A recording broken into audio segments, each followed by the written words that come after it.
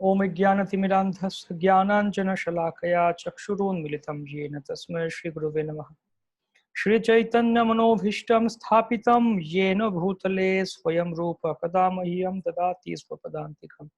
वन्देऽहं श्रीगुरो श्रीयुतपदकमलं श्रीगुरून् वैष्णवांश्च श्रीरूपं स्वाग्रजातं सहगण रघुनाथान्वितं तं सजीवं स्वाद्वैतं सावधूतं परिजनसहितं कृष्णचैतन्यदेवं श्रीविशाखान्वितांश्च नमो विष्णुपादाय कृष्णप्रेष्ठाय भूतले श्रीमते भक्तिवेदांत स्वामिनिति नामिने नमस्ते स्वारस्वते देवे गौरवाणी प्रचारिणे निर्विशेष शून्यवादी पाश्चात्य देशतारिणे वंशावितानां पावने कृष्णवेभ्यो नमो नमः। जय श्री कृष्ण चैतन्य प्रभु नित्यानंद श्री अद्वैत गदाधर श्रीवासादि गौर भक्तवृंद हरे कृष्णा कृष्ण कृष्णा हरे हरे हरे रामो राम रामो Hare Hare. Continue recording, okay? Let's go ahead. हरे कृष्णा। আপনারা কেউ আনমিউট করে বলুন। অনুপম মণ্ডল প্রভু, হরে কৃষ্ণ, আনমিউট করুন, কিছু একটা বলুন, শোনা যাচ্ছে কিনা। হ্যাঁ বলুন, কিছু একটা শোনা যাচ্ছে এখন, বলুন কিছু একটা। হরে কৃষ্ণ। অনুপম প্রভু,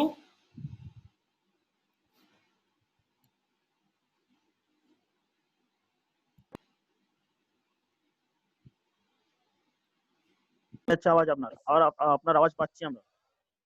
আচ্ছা অনুপম প্রভু কথা বলছেন এখন? হ্যাঁ হ্যাঁ হ্যাঁ হ্যাঁ, আপনার আওয়াজ পাওয়া যাচ্ছে তো। আচ্ছা আমার আওয়াজ পাওয়া যাচ্ছে, আপনার আওয়াজ। এখন বলুন কিছু একটা।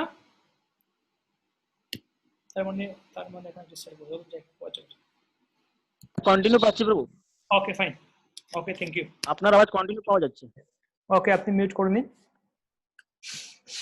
হরে কৃষ্ণ। তো আমাদের পঞ্চম ক্লাসে, পঞ্চম পাঠে সবাইকে জানাচ্ছি স্বাগতম, বৈষ্ণবোচিত প্রণাম, প্রীতি, শুভেচ্ছা। আজকে আমাদের আলোচ্য বিষয় হচ্ছে শাস্ত্রার্থ মীমাংসা না আছে সম্বন্ধ বিধেয় প্রয়োজন, পঞ্চম ক্লাস। এর আগে আমরা প্রথম ক্লাসে দেখেছিলাম শাস্ত্র কেন পড়ব বলা হয়েছিল, আলোচনা করা হয়েছিল। দ্বিতীয় ক্লাসে আলোচনা করেছিলাম, আমরা দেখেছিলাম, শিখেছিলাম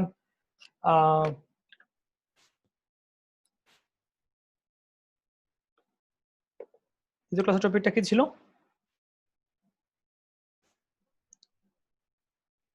হ্যাঁ, আস্তিক্য পরম্পরা নিষ্ঠা। তৃতীয় পাঠের টপিকটা ছিল শাস্ত্র ভাষ্যের ছটি কাজ, কি কি ছটি বিষয় আছে শাস্ত্রের ভাষ্যে আমরা পেতে পারি। চতুর্থ পাঠে দেখেছিলাম গত ক্লাসে, গত বুধবারে আমরা, যে শাস্ত্রার্থ মীমাংসা, শাস্ত্রসমূহের মধ্যে আপাত পক্ষে যদি কোনো বিরোধাত্মক ব্যাপার আসে বা কোনো বিরোধ উৎপন্ন হয়, তাহলে আমরা কিভাবে সেটা সামঞ্জস্য করতে পারি। তো আমরা দেখেছিলাম তাৎপর্য লিঙ্গ, ছটি তাৎপর্য লিঙ্গ মহাভারতে এটা বর্ণনা করেছেন। মহাভারত তাৎপর্য লিঙ্গতে আসলে এটা মধ্বাচার্য ব্যাখ্যা করেছেন, অন্যান্য আচার্যরাও ব্যাখ্যা করেছেন। উপক্রম, উপসংহার, অভ্যাস, অর্থবাদ, উপপত্তি, অপূর্বতা, ফল, এই ছটি বিষয় ছিল। এছাড়া ছিল শাস্ত্রার্থ মীমাংসার মধ্যে কিভাবে আমরা শাস্ত্র পড়বো, বুঝার চেষ্টা করা উচিত। এখানে একটা বলা হয়েছে, ওখানে একটা বলা হয়েছে, কিভাবে আমরা একসাথে মীমাংসা করব। একবাক্যতা বিচার, তারপর একবাক্যতা বিচার ছিল, নির্ণায়ক নির্ণেয় বিচার ছিল, পরিভাষা সূত্র আলোচনা করেছি আমরা, অধিকার উচিত শিক্ষা আলোচনা করেছি আমরা, উৎসর্গ অপবাদ বিচার, সেরকম বিষয়গুলো ছিল। তো আরেকটা ব্যাপার হচ্ছে সাধু, গুরু, শাস্ত্র, তিনটে জিনিস। সাধু, শাস্ত্র, গুরু। আসলে নরোত্তম দাস ঠাকুর তার একটি ভজনে গিয়েছেন, সাধু শাস্ত্র গুরু বাক্য চিত্তেতে করিয়া ঐক্য, সতত ভাসিব প্রেম মাঝে, কর্মী জ্ঞানী ভক্তিহীন সবারে করিব ভিন, নরোত্তম এই তত্ত্ব গাজে। তিনটি জিনিস, সাধু, শাস্ত্র আর গুরু বাক্য। তাদেরকে আমরা আমাদের জীবনের মূল কেন্দ্র, তাদেরকে আমরা আমাদের জীবনের মূল দিক নির্দেশক রূপে গ্রহণ করব।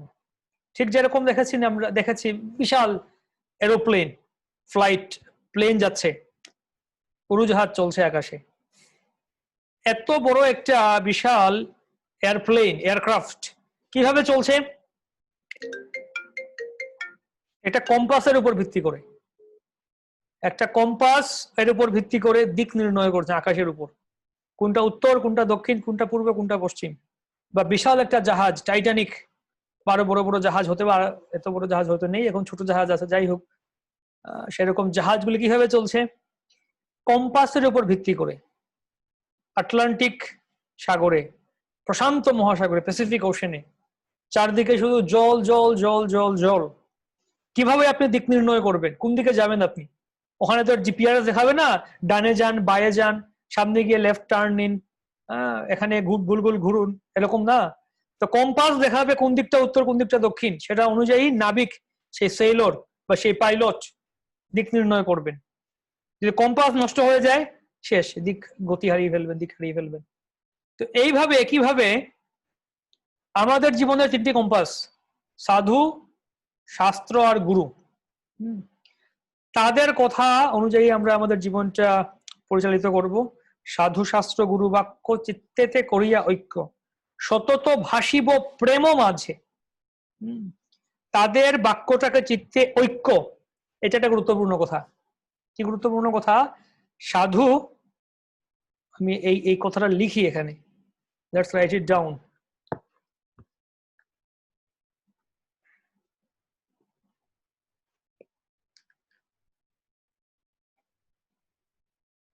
No, I have it written it. I can এখান থেকে দেখাচ্ছি আপনাদেরকে।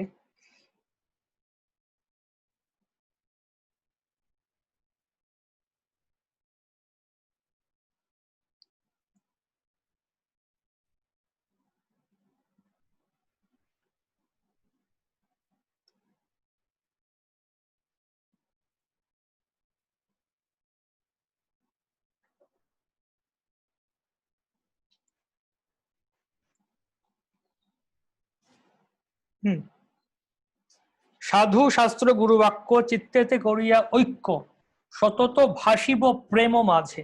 এই যে একটা কথা বলা হচ্ছে ঐক্য,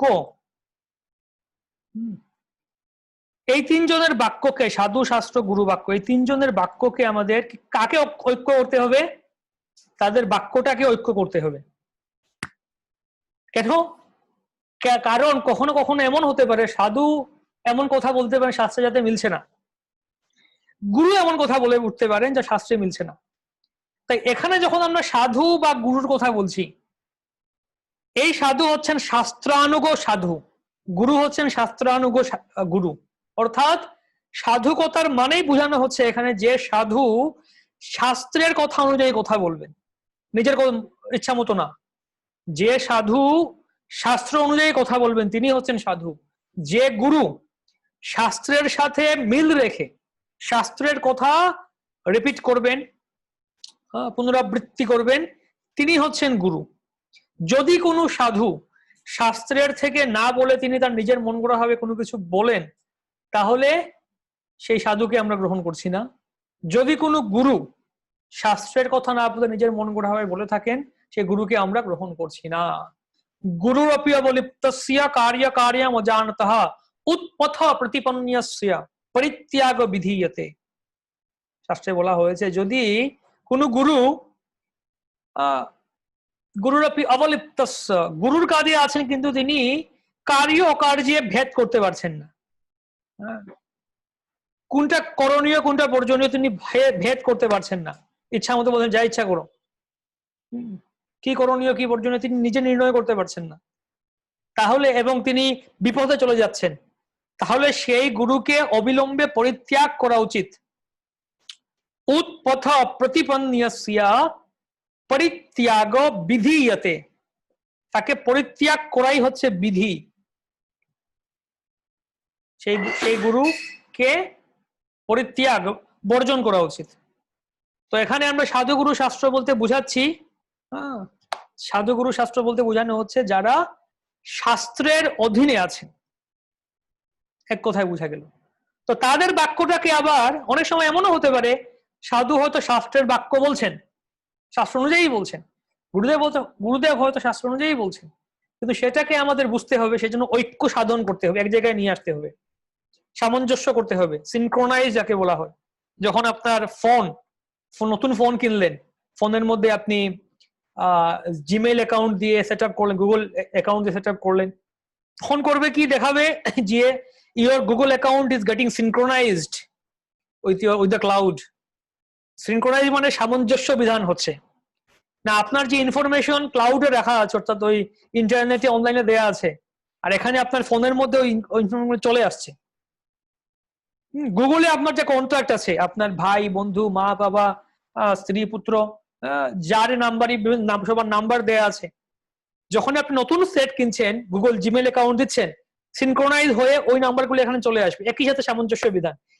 আপনার ফোনে যা আছে গুগলে সব আছে, আপনার 2-3টা ফোন থাকতে পারে, এই ফোনে যা নাম্বার আছে ওই ফোনে সেই নাম্বার আছে, সামঞ্জস্য বিধান হয়ে গেল।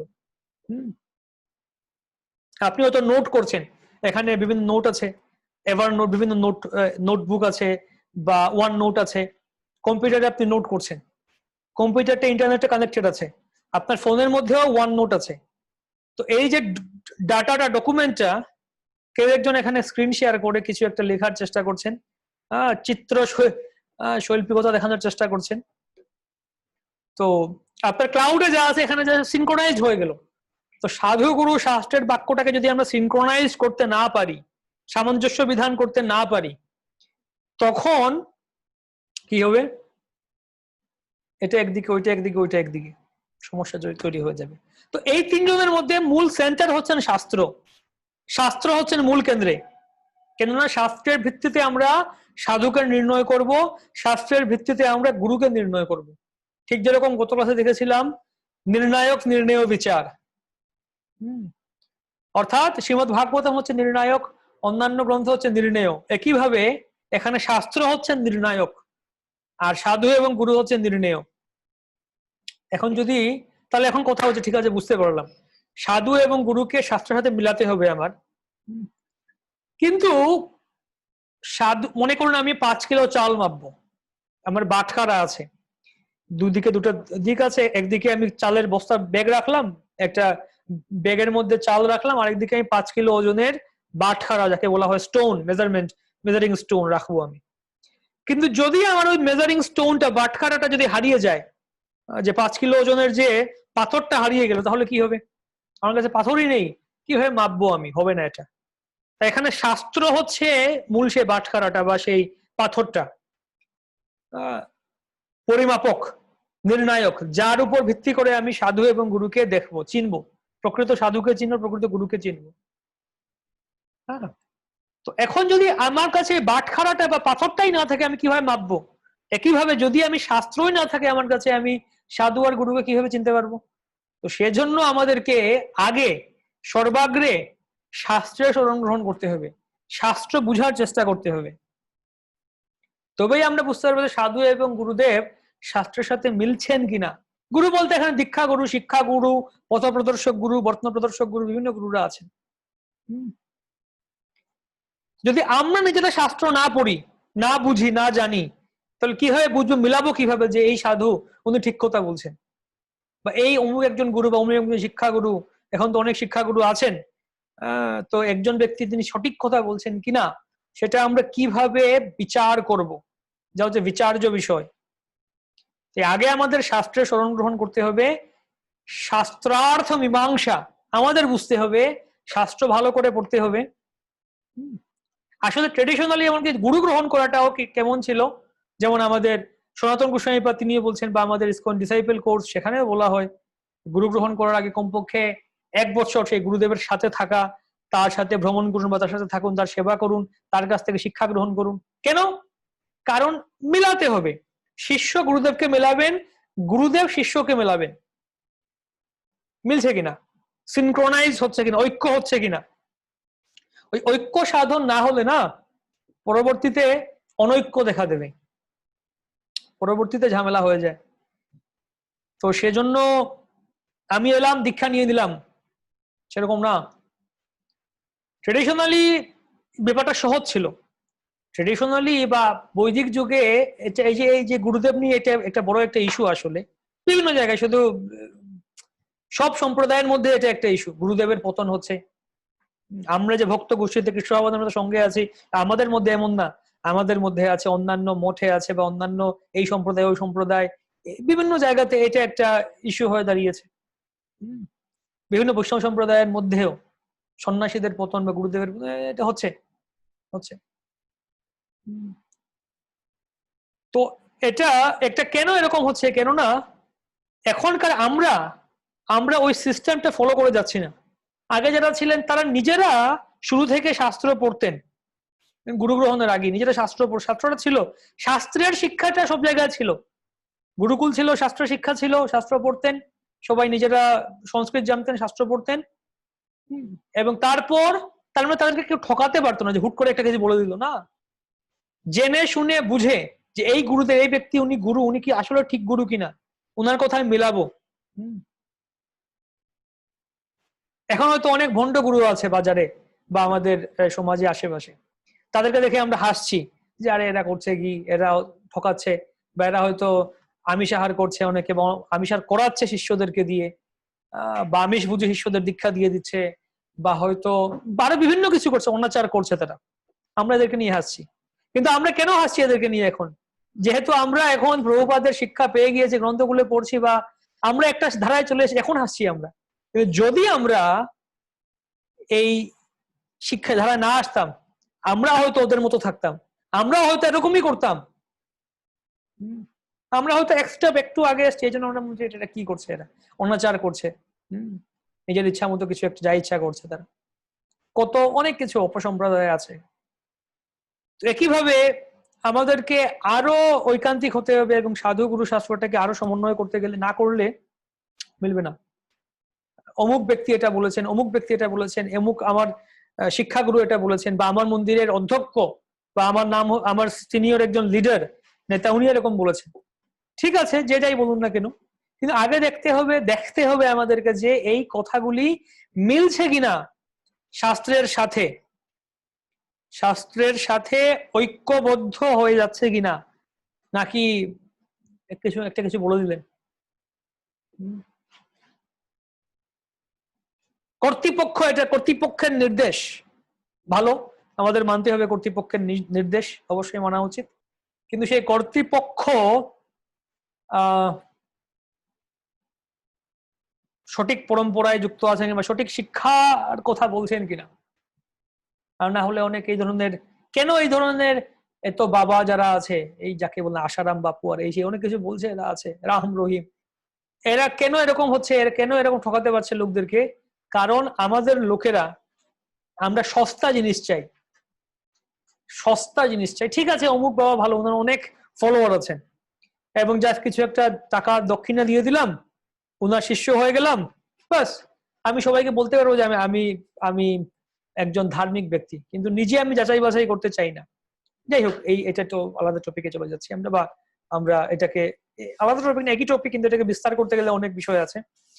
তো মূল কথা হচ্ছে, একটা তো হচ্ছে নতুনদের জন্য দেখতে হবে, এমনকি আরেকটা হচ্ছে আমরা যারা ভক্তিতে যুক্ত আছি বা থাকার চেষ্টা করছি অনেকদিন ধরে, আমাদেরকেও কনস্ট্যান্টলি, নিরন্তর, নিয়মিত এই সাধু শাস্ত্র গুরুকে সমন্বয় করার চেষ্টা করে যেতে হবে।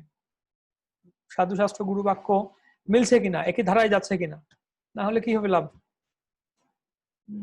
সাধু শাস্ত্র গুরু বাক্য চিত্তেতে করিয়া ঐক্য, সতত ভাসিব প্রেম মাঝে, সেরকম।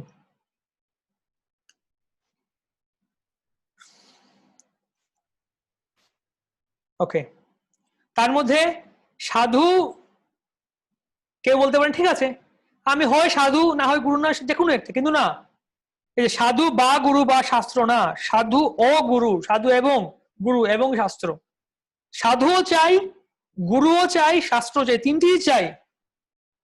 আবার নিজের মতো করে হয়তো আমরা শাস্ত্র অনেক আমরা উল্টো পাল্টা ব্যাখ্যাও করতে পারি। তাই আমরা তিনটিকে একসাথে সমন্বয় করতে হবে, ঐক্য করতে হবে। শুধুমাত্র সাধু বা শুধুমাত্র গুরু বা শুধুমাত্র শাস্ত্র দিয়েও আমরা করতে পারবো না। সমন্বয় বিধান করতে হবে কি হবে? সাধু ও গুরু ও শাস্ত্র। সাধু বা গুরু বা শাস্ত্র না, এটা ভুল।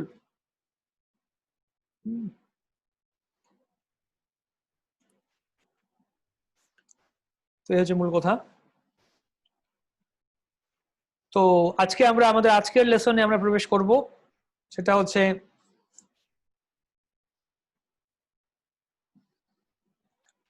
ওকে, sharing is paused. Why so?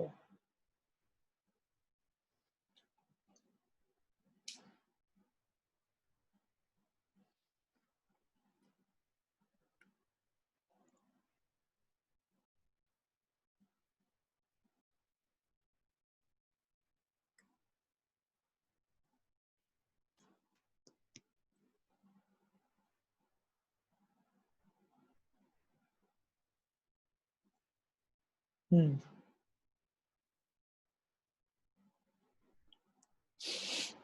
শাস্ত্র অধ্যয়ন কৌশল আমরা আজকে দেখছি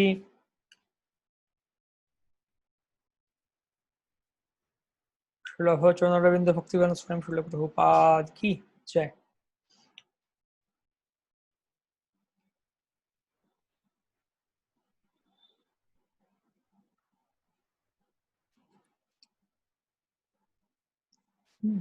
আজকে আমরা পঞ্চম পাঠে আসছি, সম্বন্ধ অভিধেয় প্রয়োজন। তো অনেকে হয়তো চৈতন্য চরিতামৃত পড়েছেন,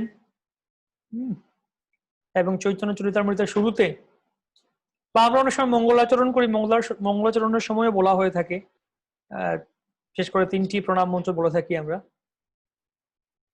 সম্বন্ধাদিদেব প্রণাম। জয়তাম সুরতোপঙ্গোর মমো মন্দমতের্গতি মৎসর্বস্ব পদাম ভোজো রাধা মদন মোহনো। শ্রী রাধা মদন মোহন জিউ, তারা এখন বর্তমানে জয়পুরে আছেন। করলি, জয়পুর থেকে একটু দূরে করলি একটা স্থানে, সেখানে রাধা মদন মোহন আছেন। আগে বৃন্দাবনে ছিলেন, পরবর্তীতে আওরঙ্গজেবের সময় আক্রমণ বা ইস্যু ছিল, তো ওনাদেরকে এই বৃন্দাবনের সমস্ত গোস্বামী বিগ্রহদেরকে নিয়ে আসা হয়েছে করলিতে, জয়পুরে। রাধা মদন মোহন জয়পুর থেকে প্রায় 4-5 ঘন্টা দূর করলি সেই স্থানে আছেন, একটা জায়গাতে আছেন। আমার একমাত্র গতি, যাদের পাদপদ্ম আমার সর্বস্ব ধন, সেই পরম কৃপালু রাধা মদন মোহন জয়যুক্ত হন। চৈতন্য চরিতামৃতের আদি লীলার শুরুতে আছে এটা। সম্বন্ধাদিদেব প্রণাম বলা হচ্ছে, রাধা মদন মোহনকে বলা হচ্ছে সম্বন্ধ আধিদেব প্রণাম, প্রণাম করা হচ্ছে। সম্বন্ধের অধীশ্বর রাধা মদন মোহনজি।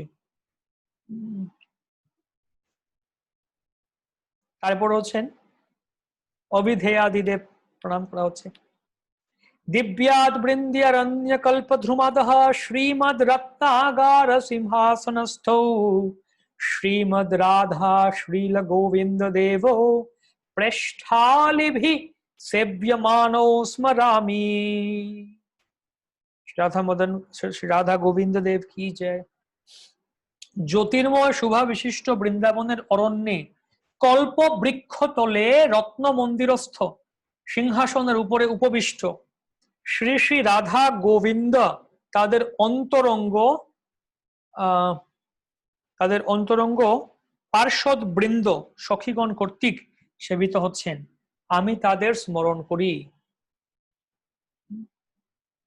রাধা গোবিন্দের মাহাত্ম্য, তাদের কাছে প্রণাম করা হচ্ছে। অভিধেয়াদি দেব প্রণাম, এটা ব্যাখ্যা করবো পরবর্তীতে আমরা, কেন বলা হচ্ছে অভিধেয়াদিদেব, কেন সম্বন্ধ আদিদেব বলা হচ্ছে। তারপরে হচ্ছেন প্রয়োজনাধিদেব। শ্রীমান রাস রসারম্ভী বংশীবট তটস্থিত कर्षण वेणुस्वनेर गोपीर गोपीनाथ श्रियस्तु नो। सॉरी,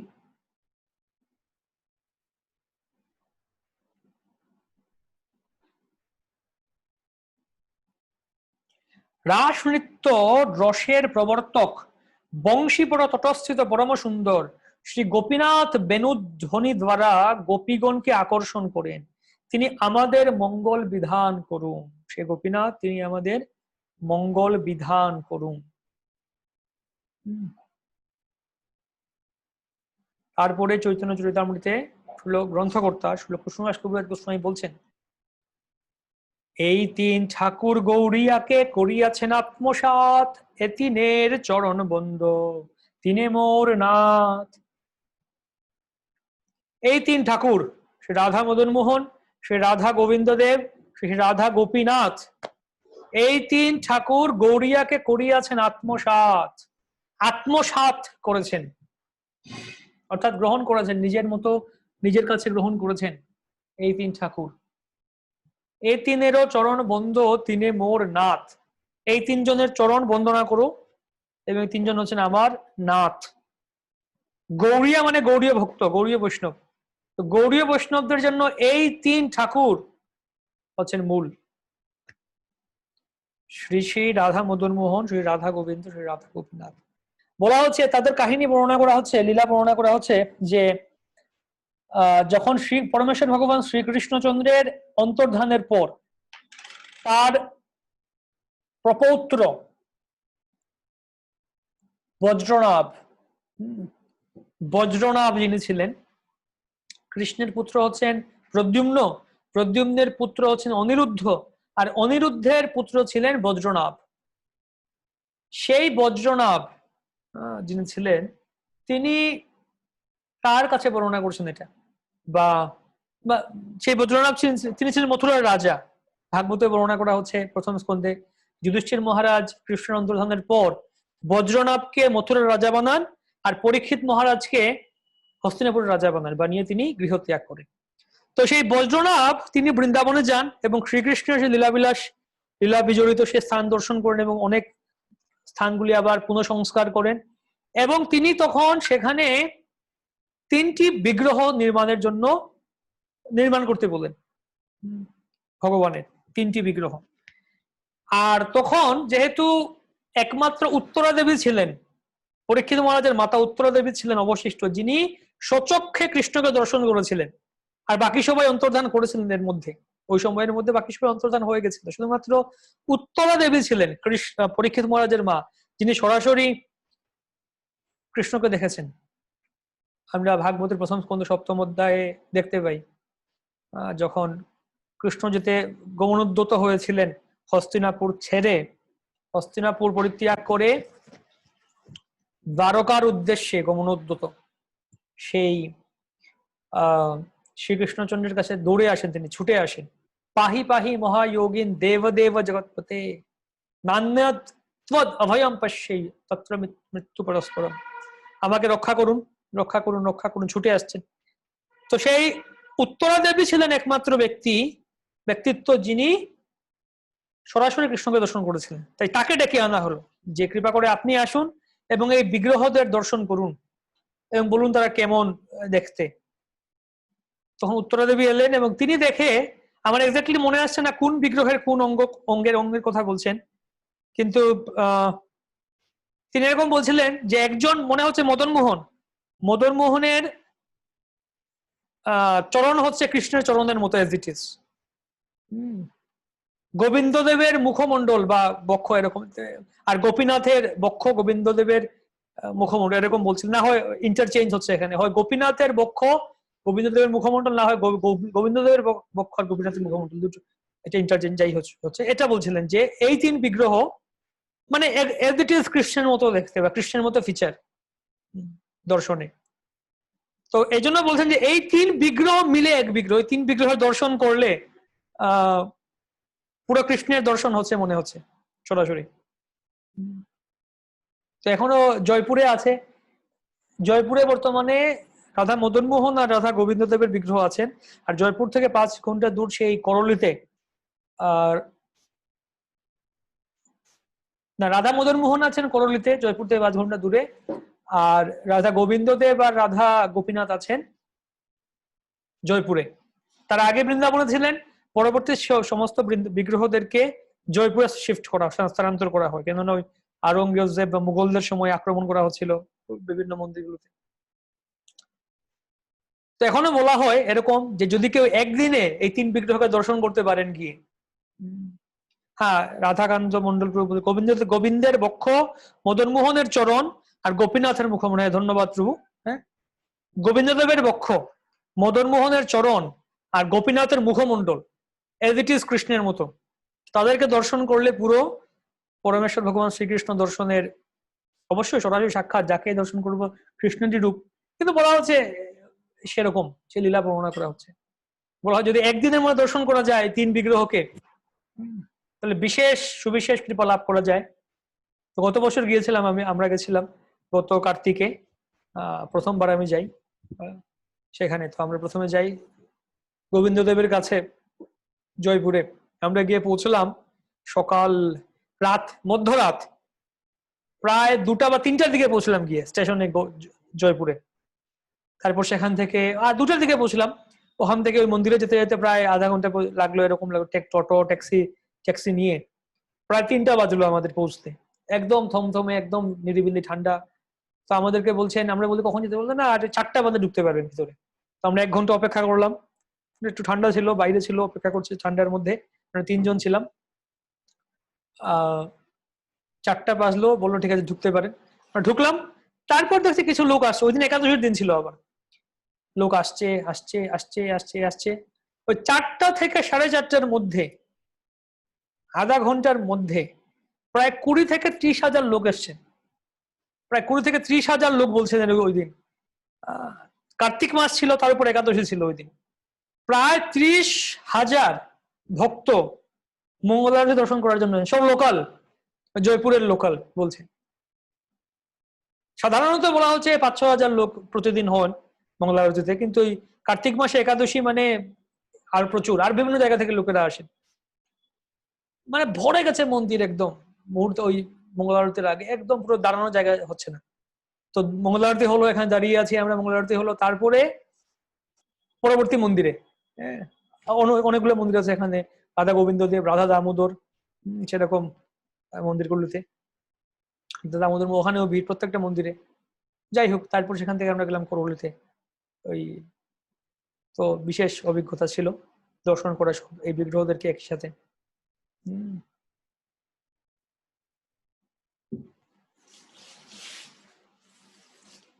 ভোর 3টে করলি রাধাকান্ত আমরা উল্টো গিয়েছিলাম। আমরা আগে গেছিলাম জয়পুরে, সেই জয়পুরের বিগ্রহ দর্শন করে পরে গেছিলাম করলিতে। বিকালের দিকে করলিতে গেলাম, করলি দর্শন করে সন্ধ্যার দিকে ওখান থেকে গাড়িতে উঠলাম, আমরা চলে এলাম বৃন্দাবনে। তো যাই হোক, তো কেন এই 3 বলা হচ্ছে? এই 3 ঠাকুর গৌড়িয়াকে করিয়াছেন আত্মসাৎ। তারা গৌড়ীয় বৈষ্ণবদের প্রাণ বলা হয় এই 3 ঠাকুর।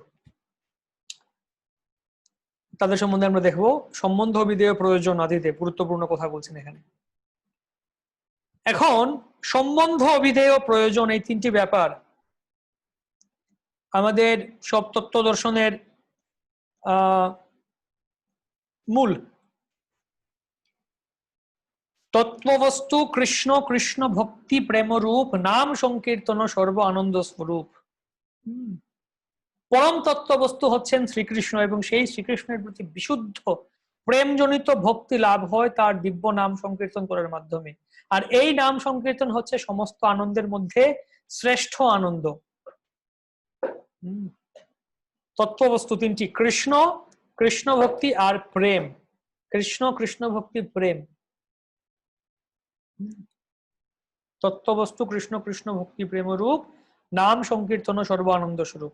কৃষ্ণ হচ্ছেন সম্বন্ধ, কৃষ্ণ ভক্তি হচ্ছেন অভিধেয়, আর প্রেম হচ্ছেন প্রয়োজন। প্রেমা পুমর্থ মহান। ভগবান সম্বন্ধ ভক্তি অভিধেয় হয়, প্রেমা প্রয়োজন বেদে 3 বস্তু কয়। 3টি কথা বলা হচ্ছে। ভগবান হচ্ছেন সম্বন্ধ, ভক্তি হচ্ছে অভিধেয়, প্রেম হচ্ছে প্রয়োজন। বেদে এই 3টি বস্তুর কথা বলা হয়েছে। তাই সমস্ত বেদের শিক্ষাকে যদি আমরা ভাগ করি, এই 3টি কথা বলতে পারি।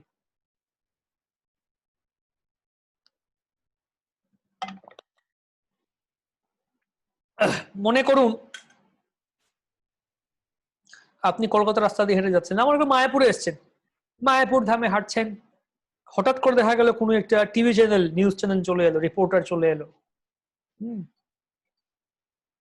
কলকাতা বা আনন্দবাজার পত্রিকা থেকে এলো, বা এরকম নিউজ চ্যানেল আছে, এবিপি কি কি নিউজ চ্যানেল আছে এরকম, ডিডি বাংলা, এই বাংলা, অনেক কিছু আছে। তো এসে বললো, হঠাৎ করে বললো, মাইক টাইক নিয়ে, ক্যামেরা নিয়ে এসে বললো, আচ্ছা এই যে আপনাদের এই যে এত কিছু হচ্ছে ইসকন, আপনারা বা আপনার এই যে সাধু আপনাদের গৌড়ীয় নাকি বলা হয়, হ্যাঁ, তো আপনাদের ফিলোসফিটা কি, সিদ্ধান্তটা কি, বা সমস্ত এই যে শাস্ত্র কেন আপনারা এগুলো করছেন, বা আপনাদের মূল তত্ত্বটা কি, মূল বিশ্বাসটা কি আপনাদের, ধর্ম বিশ্বাস সম্বন্ধে একটু বলুন আমাদেরকে। 2 মিনিট সময়, 2 মিনিট বা 1 মিনিটের মধ্যে কিছু একটা বলুন, কি বলবেন আপনি? তো সহজ কথা বলতে গেলে এটা আমাদের পুরো সিদ্ধান্ত, পুরো শাস্ত্রকে 3টা ভাগে ভাগ করা হচ্ছে। সম্বন্ধ একটা, অভিধেয়, প্রয়োজন। সম্বন্ধ, অভিধেয়, প্রয়োজন, এই 3 কথার মাধ্যমে আমরা সকল কথাকে, সমস্ত সমুদ্রোপম বলা হচ্ছে, সিন্ধুপম, সেই সমস্ত কথাবার্তাগুলিকে বা শাস্ত্রের তথ্যগুলিকে আমরা এই 3টি কথার মাধ্যমে ভাগ করে দিতে পারি: সম্বন্ধ, অভিধেয় আর প্রয়োজন। কি সেটা? অভিধেয় নাম ভক্তি প্রেম প্রয়োজন, পুরুষার্থ শিরোমণি প্রেম মহাধন। অভিধেয় নাম ভক্তি প্রেম প্রয়োজন, পুরুষার্থ শিরোমণি প্রেম মহাধন। অভিধেয় হচ্ছে ভক্তি, প্রেম মানে হচ্ছে প্রয়োজন, আর পুরুষার্থ শিরোমণি, পুরুষার্থ শিরোমণি প্রেম হচ্ছে মহাধন।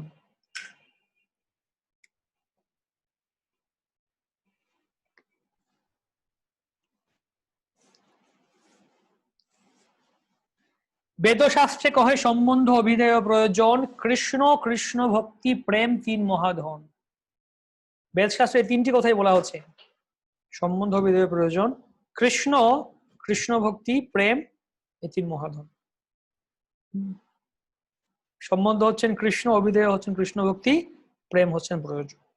তো কি এই সম্বন্ধ, অভিধেয়, প্রয়োজন? এখন একটু দেখি আমরা।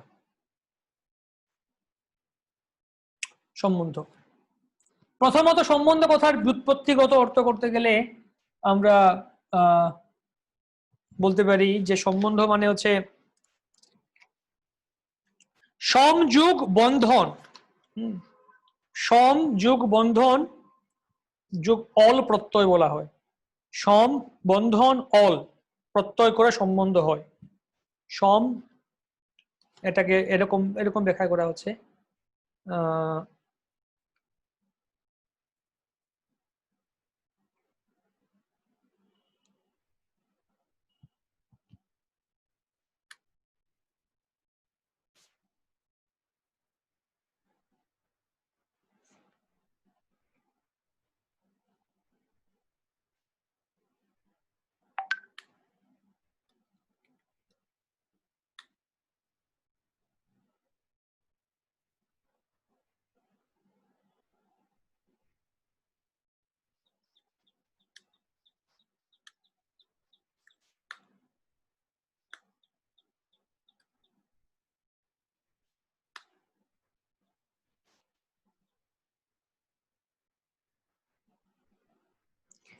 সম বন্ধন আর অল প্রত্যয় করে সম্বন্ধ শব্দ নিষ্পন্ন করা হয়েছে।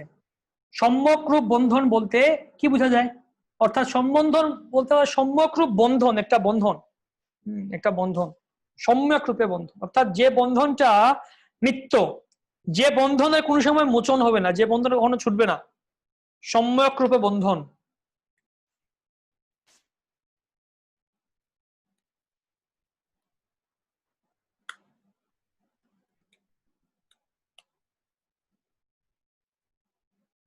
সম্যক কথার মানে হচ্ছে একদম সম্পূর্ণ, ওভারঅল, অল ইনক্লুসিভ। সম্যক বন্ধন যা হচ্ছে যে বন্ধনটা কখনো ছুটবে না, ছুটার না, নিত্য। তো এটা কোন ধরনের বন্ধন? আমরা বলে থাকি সম্বন্ধ বলতে কি বোঝায়, এরা আমাদের, আমার সম্বন্ধী, আমার সম্বন্ধীয়, আত্মীয় সম্বন্ধী বলি না, অর্থাৎ আমার সম্বন্ধে যুক্ত, রিলেটিভস। রিলেটিভস কথার মানে কি বলি আমরা? সম্বন্ধী, আত্মীয়। এরা কি আত্মীয়? এরা কি আত্মার সাথে যুক্ত আছে আমার? এটা দেহজ বলতে পারি, দেহের সাথে যুক্ত আছে কিন্তু আত্মার সাথে যুক্ত নেই। সম্বন্ধী বলে থাকি আমরা, কিন্তু এই যে সম্বন্ধী, এটা কি সম্যক বন্ধন হলো না? কারণ কে কোথায় আছে, মৃত্যুর পর কে কোথায় যাবে? সমুদ্রেরও ফেনা যেন ক্ষণে সৃষ্টি ক্ষণে লয়। সমুদ্রে ফেনা তৈরি হয় আবার চলে যায়, ঢেউগুলি আসে মিলে আবার চলে যায়, সেরকম। তাহলে কোন বন্ধনটা আমাদের নিত্যকাল ধরে আছে? সেটি হচ্ছে পরমেশ্বর ভগবানের সাথে আমাদের বন্ধন, সম্যক রূপে বন্ধন, তাকে বলা হচ্ছে সম্বন্ধ। এই জগতের স্ত্রী পুত্র পতি কন্যা এদের সাথে আমাদের বন্ধনটা সম্যক বন্ধন না। তো এখন এই সম্বন্ধ বলতে এক কথায় বলতে গেলে আমরা বলতে পারি সম্পর্ক বা বৈশিষ্ট্য বা স্বরূপ বা স্বভাব। স্বভাব বলতে বলা যেতে পারে, কারোর সাথে সম্পর্ক, কারোর সাথে বৈশিষ্ট্য, কারোর স্বভাব বলা যেতে পারে।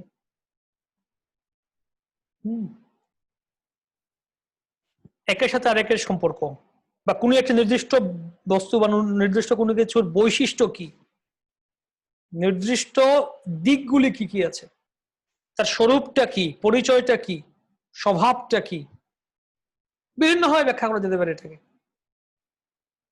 কি সেটা? ঈশ্বর জীব প্রকৃতি, এই তিন তত্ত্ব। ঈশ্বর জীব প্রকৃতি প্রথমত, এই তিনের মধ্যে পরস্পর সম্পর্ককে বলতে পারি আমরা সম্বন্ধ। এই তিনের মধ্যে পরস্পর সম্পর্কে বলা যেতে পারে সম্বন্ধ। বা এই যেমন ঈশ্বরের বৈশিষ্ট্য তাকে বলা যেতে পারে সম্বন্ধ, জীবের বৈশিষ্ট্য বলা যেতে পারে সম্বন্ধ, এই জড় প্রকৃতির যে বৈশিষ্ট্য আছে বলা হচ্ছে সম্বন্ধ, ঈশ্বরের স্বরূপ, এই এই এই শব্দগুলি সিনোনিম, প্রতিশব্দ। সম্পর্ক, বৈশিষ্ট্য, স্বরূপ সব এগুলি প্রতিশব্দ, একই একই ধরনের শব্দ এগুলি। তো ঈশ্বরের বৈশিষ্ট্য বা ঈশ্বরের স্বরূপ বা ঈশ্বরের স্বভাব হচ্ছে সম্বন্ধ, জীবের বৈশিষ্ট্য, জীবের স্বরূপ, জীবের স্বভাব হচ্ছে সম্বন্ধ, যারা প্রকৃতির বৈশিষ্ট্য স্বরূপ স্বভাবগুলি হচ্ছে সম্বন্ধ। তাই যখনই কোথাও ঈশ্বর সম্বন্ধে বলা হচ্ছে, ভগবান সম্বন্ধে বলা হয়, তাকে বলা হচ্ছে সম্বন্ধ। যখন জীব সম্পর্কে বলা হচ্ছে তাকে বলা হচ্ছে সম্বন্ধ। কোথাও প্রকৃতি সম্পর্কে বলা হচ্ছে তাকে বলা হচ্ছে সম্বন্ধ। আর কোথাও জীব আর ঈশ্বরের মধ্যে পরস্পর একটা সম্পর্ক আছে, কানেকশন, লিঙ্কটা কি আছে, তাকে বলা হচ্ছে সম্বন্ধ। ঈশ্বর আর প্রকৃতির মধ্যে কি সম্পর্ক আছে তাকে বলা হচ্ছে সম্বন্ধ। জীব আর প্রকৃতির মধ্যে কি সম্বন্ধ আছে তাকে বলা হচ্ছে সম্বন্ধ। এই সম্বন্ধ আগে জানতে হবে আমাদের। শিল প্রভুপাদ তার বৃন্দাবনে ভজন সে কবিতায় লিখছেন, সম্বন্ধ জানিয়া যেবা জীবন যুদ্ধ করে, সেই সে বাঁচিয়া যায় আর সব মরে। বৃন্দাবনে ভজন কবিতায় দেখবেন বলছেন, সম্বন্ধ জানিয়া যেবা জীবন যুদ্ধ করে, সেই সে বাঁচিয়া যায় আর সব মরে।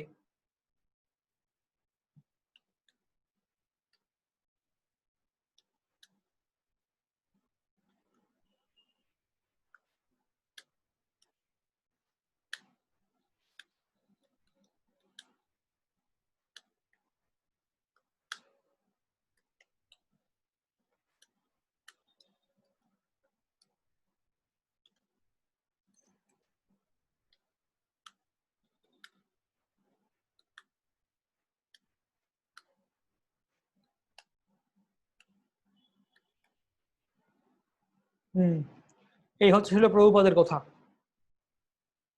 সম্বন্ধ জানিয়া যে বা জীবন যুদ্ধ করে, সেই সে বাঁচিয়া যায় আর সব মরে। এটা সম্বন্ধ তত্ত্বটা জেনে, এটা জানা মানে কি, সম্বন্ধ জ্ঞান ভালো করে হৃদয়ঙ্গম করে যে জীবন যুদ্ধে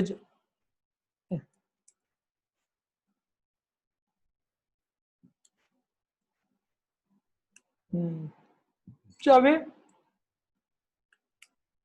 সেই সে বাঁচিয়া যায় আর সব মরে। সে একমাত্র বাঁচতে পারবে, আর সব বলো হরি হরি বল, রাম নাম সত্য হে। সম্বন্ধ তত্ত্ব না জানলে আমরা সবকিছুতে আমরা এটা গোড়াই গুলো বেসিক। যখন যুদ্ধ করতে যাবেন,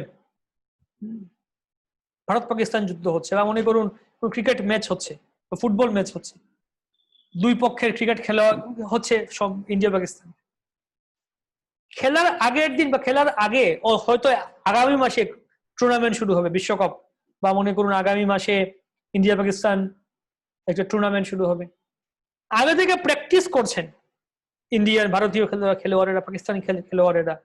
এবং এবং তারা করেন কি, তারা খুঁটিয়ে খুঁটিয়ে বিচার করেন যে পাকিস্তানি খেলোয়াড় যারা আছে তাদের কি কি দুর্বলতা আছে। তাদের যে ম্যাচ টিভি আছে, টিভিতে দেখেন পূর্বের রিপ্লে গুলি, পাকিস্তান যে আগে আগে খেলেছে, পাকিস্তানি খেলোয়াড়দের যে আগের খেলা ছিল বিগত কয়েকটা সিরিজ ধরে, সিরিজগুলো বসে বসে দেখে যে কোন ব্যাটসম্যানের বা কোন বোলারের কি দুর্বলতা আছে, কোন জায়গায় শক্তিশালী দিক আছে, খুঁটিয়ে বিশ্লেষণ করতে হয়। তো যখন যুদ্ধ করতে যাবেন বা কোনো খেলতে যাবেন, দুটো ব্যাপার জানা উচিত। একটা হচ্ছে আমার নিজের দলের, আমার নিজের কি শক্তি আছে, আমার নিজের দুর্বলতা কি বোঝা উচিত। আর প্রতিপক্ষের কি শক্তি আছে আর কি দুর্বলতা আছে বোঝা উচিত আগে ভালো করে। যুদ্ধ বা খেলা যেখানেই যান না কেন, নিজের সামর্থ্য,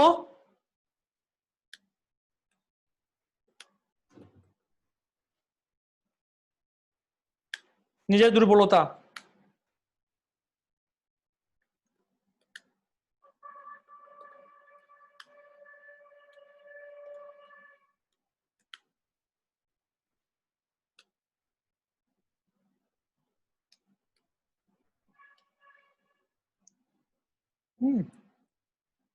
এই দুটো ব্যাপার জানতে হবে আগে।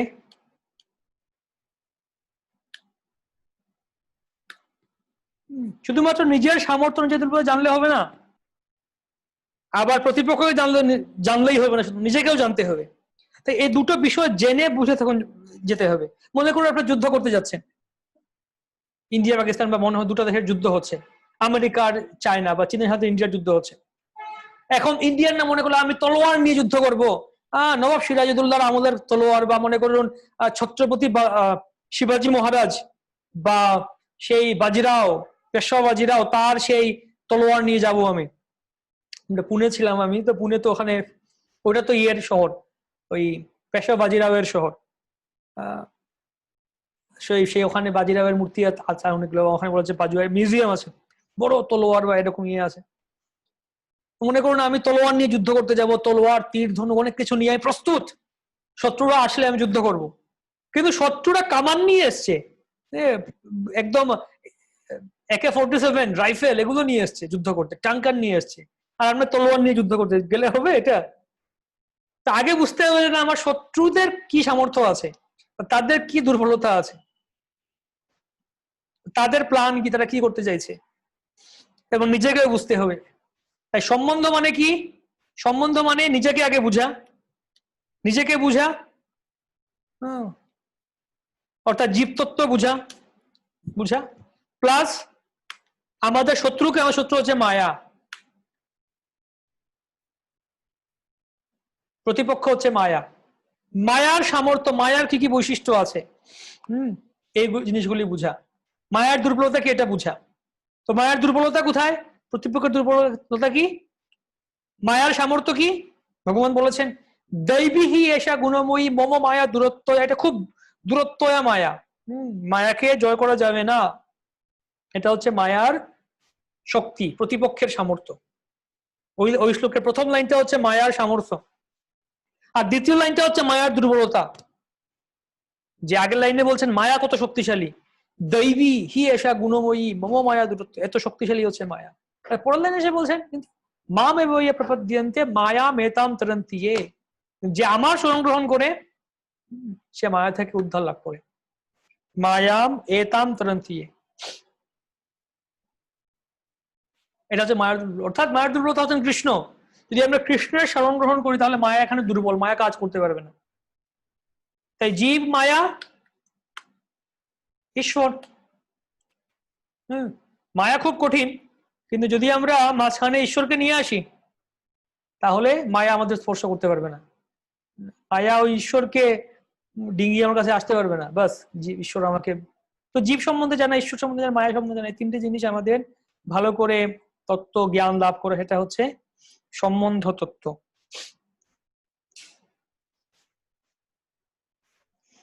তাই যখনই দেখবেন যেমন বলা হচ্ছে শাস্ত্রে ভগবান নিজের সম্বন্ধে বলছেন, আচ্ছা এটা থেকে পড়ে আছি আমরা, আগে বাকি দুটো দেখে নেই। অভিধেয় তত্ত্ব। অভিধেয় মানে কি হচ্ছে? পন্থা। পন্থা কি করা উচিত আমার, কি করতে হবে আমাকে, সেটা হচ্ছে অভিধেয়। কি করা উচিত? অভিধেয়। সেটা কি? সেটা হচ্ছে কৃষ্ণ ভক্তি। শুদ্ধ ভক্তি হচ্ছে আমাদের অভিধেয়। শুদ্ধ ভক্তি যাজন করা হচ্ছে আমাদের সাধন। আর প্রয়োজন মানে কি? লক্ষ্য। কি পাবো আমি এই যে অভিধেয় অনুশীলন করলে, এই পন্থাটা অনুসরণ করলে আমি কি পাবো? লক্ষ্যটা কি? প্রয়োজন কি? আমার কি প্রয়োজন, কি চাই আমার জীবনে, সেটা হচ্ছে লক্ষ্য, প্রয়োজন। সেটা কি? কৃষ্ণ প্রেম। বা এটাকে উল্টে দিয়ে বলতে পারেন, আমরা আমাদের সম্বন্ধ বুঝতে পারলাম, আমাদের পরিচয়টা বুঝতে পারলাম, এখন কি চাই আমার, আমার কি প্রয়োজন, এটা দেখতে হবে। আমার কৃষ্ণ প্রেম প্রয়োজন। কৃষ্ণ প্রেম লাভ করতে গেলে আমার কি করা উচিত? শুদ্ধ ভক্তি অনুশীলন করার চেষ্টা করা উচিত। এটা করার, ভক্তি করার চেষ্টা করা উচিত। সম্বন্ধ বিধেয় প্রয়োজন, চেষ্টা করা উচিত।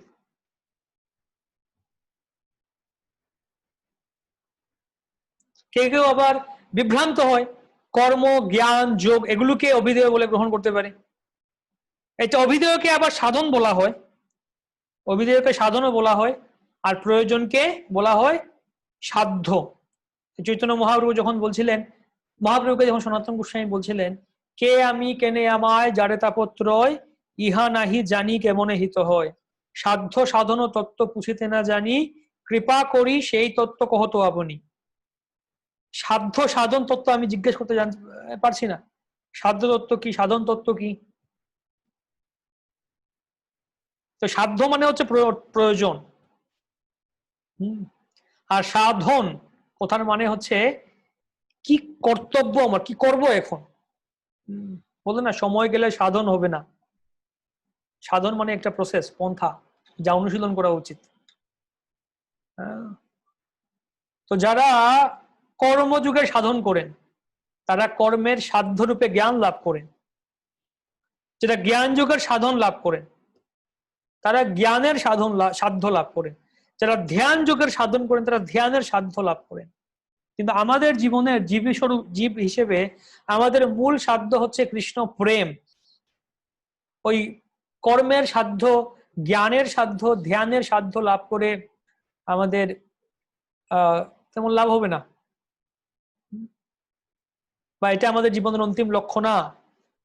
আমাদের অন্তিম লক্ষ্য হচ্ছে কৃষ্ণ প্রেম, প্রেমা পুমর্থ মহান। এ হচ্ছে আমাদের জীবনের মূল সাধ্য। তো সেই সাধ্যকে সিদ্ধ করার জন্য, সেই সাধ্যের সিদ্ধি লাভ করার জন্য আমাদের প্রকৃষ্ট সাধন চাই। সেই সাধন হচ্ছে অভিধেয় পন্থা, শুদ্ধ ভক্তি। এক কথা এই হচ্ছে মূল ব্যাপার, সম্বন্ধ, অভিধেয়, প্রয়োজন। কৃষ্ণ ভক্তি হচ্ছে অভিধেয়।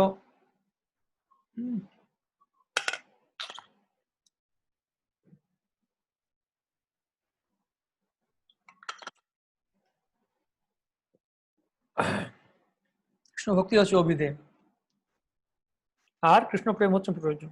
তো এখন আমরা যখনই দেখবো শাস্ত্রে, মানে ভগবত গীতা যদি পড়ি আমরা, যেমন গীতার, মনে করুন ভগবত গীতা,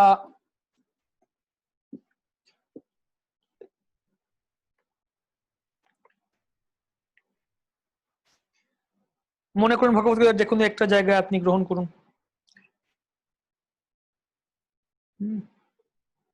সপ্তম অধ্যায়, সপ্তম অধ্যায়ে ভগবান বলছেন, ভূমির আপনলো বায়ু খম্মন বুদ্ধিরে বচ অহংকার ইতিয়ম মে ভিন্না প্রকৃতির অষ্টধা।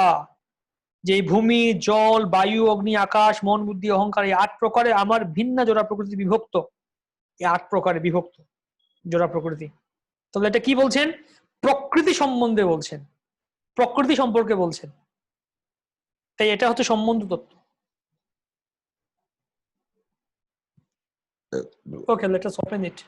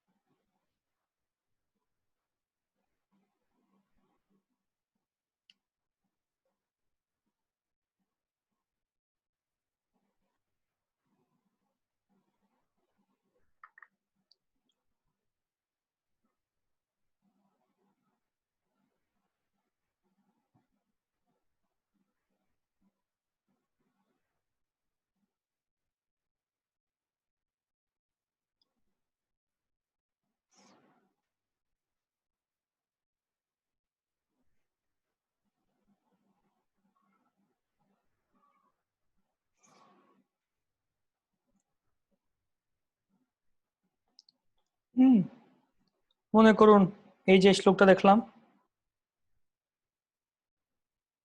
ভূমি জল বায়ু অগ্নি আকাশ মন বুদ্ধি অহংকার, এই মন বুদ্ধি অহংকার এগুলোর কথা বলা হচ্ছে। এটা কি প্রকৃতি সম্বন্ধে বলা হলো নাকি? প্রকৃতির উপাদানগুলি সম্বন্ধে বলা হলো, এটাকে বলা হচ্ছে সম্বন্ধ।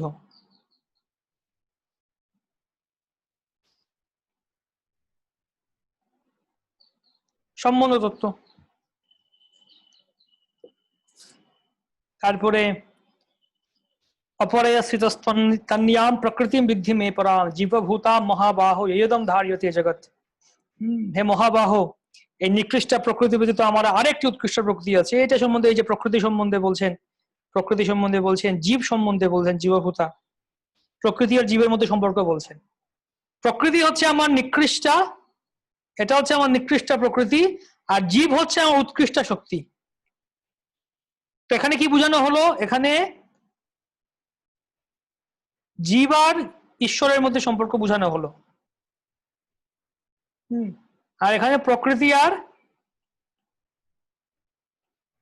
ঈশ্বরের মধ্যে সম্বন্ধ বোঝানো হলো।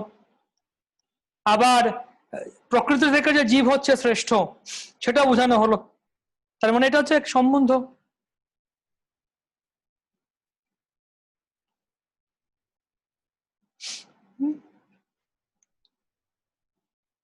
তারপরে এতদ যোনিনি ভূতানি সর্বাণি ত্যুপধারয় অহম কৃৎস্নস্য জগতঃ প্রভবঃ প্রলয়স্তথা।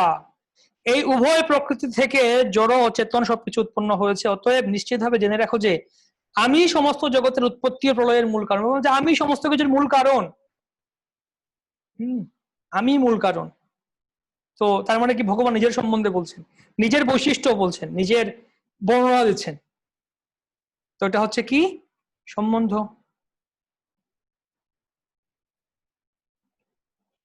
নিজের সম্পর্কে বলছেন তিনি।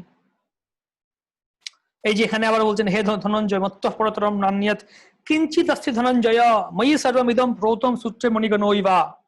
আমার থেকে শ্রেষ্ঠ আর কেউ নেই। সূত্রে যেমন মণিসমূহ গাথা থাকে, তেমনি সমস্ত বিশ্ব ওতপ্রোত ভাবে আমাকে অবস্থান করছে। এখানেই বোঝানো হলো, এখানে ভগবান, ঈশ্বর প্লাস প্রকৃতি, এটা বর্ণনা করা হলো। তার মানে এটা হচ্ছে সম্বন্ধ। এটা হচ্ছে সম্বন্ধ।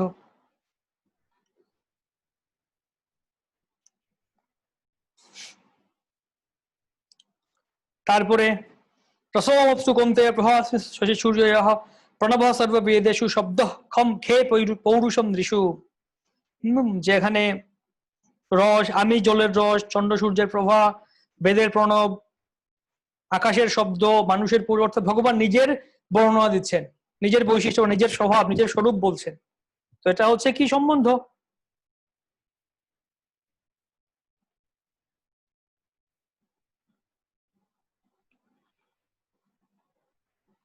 তো সেরকম মোটামুটি এখানে কয়েকটা শ্লোকে সম্বন্ধই বলে যাচ্ছেন। হম সমস্ত রাত্রিক রাজস্বিক সমস্ত কিছু আমার থেকে উৎপন্ন হয়। প্রথম শ্লোকে যাই দেখুন, ময়্যাসক্ত মনঃ পার্থ যোগম যুঞ্জন মদাশ্রয়ঃ অসংশয়ম সমগ্রম মাম যথা জ্ঞাস্যসি তৎশৃণু। হে পার্থ, আমাতে আসক্ত চিত্ত হয়ে, আমাতে মনোনিবেশ করে যোগাভ্যাস করলে কিভাবে সংশয় মুক্ত হয়ে আমাতে প্রবেশ করবে তা শ্রবণ করো।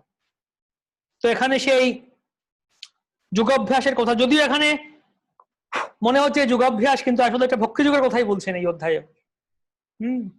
আমাতে আসক্ত হয়ে আমার প্রতি যোগাভ্যাস করলে, আসলে এটা ভক্তির কথাই বলছেন। তো এটাকে আমরা অভিধেয় বলতে পারি। যদিও এখানে বোঝানো যেতে পারে ভগবান নিজের সম্বন্ধে বলছেন, আমাতে আসক্ত চিত্ত হয়ে আমাতে মনোনিবেশ করতে, ভগবান নিজের সম্বন্ধে বলছেন। কিন্তু যেহেতু এটা জীবের করণীয় একটা পন্থা বলা হচ্ছে, এখানে কি করতে হবে, শ্রবণ করো, এই জন্য এটাকে অভিধেয় বলতে পারি আমরা। তারপর আমি এখন তোমাকে বিজ্ঞান সম্বন্ধিত জ্ঞানের কথা সম্পূর্ণরূপে বলবো। তা জানা হলো এই জগতে আর কোনো কিছু জানার বাকি থাকে না, কোনো কিছু জানার বাকি থাকে না। তো এটাকে এটাকে এটাকে আমরা প্রমাণ, এটা একটা প্রমাণ, এটা আমরা আগামী ক্লাসে দেখবো। আগামী নেক্সট পার্টে দেখবো আমরা প্রমাণ তত্ত্ব কি। প্রমাণ বলতে পারি আমরা, কোনো কিছু জানার বাকি থাকে না। এটাকে অভিধেয়তেও বলা যেতে পারে, অভিধেয় বলা যেতে পারে। ভগবানকে জানাও একটা ভক্তির অঙ্গ।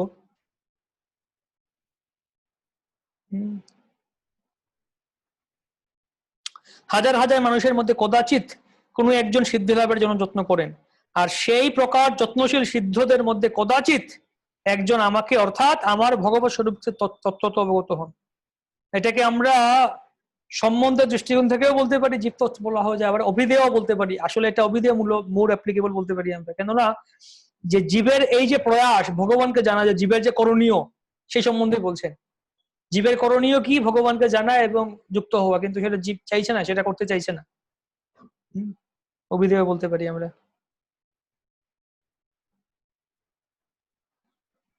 অভিধেয় তত্ত্ব বলতে পারি এখানে।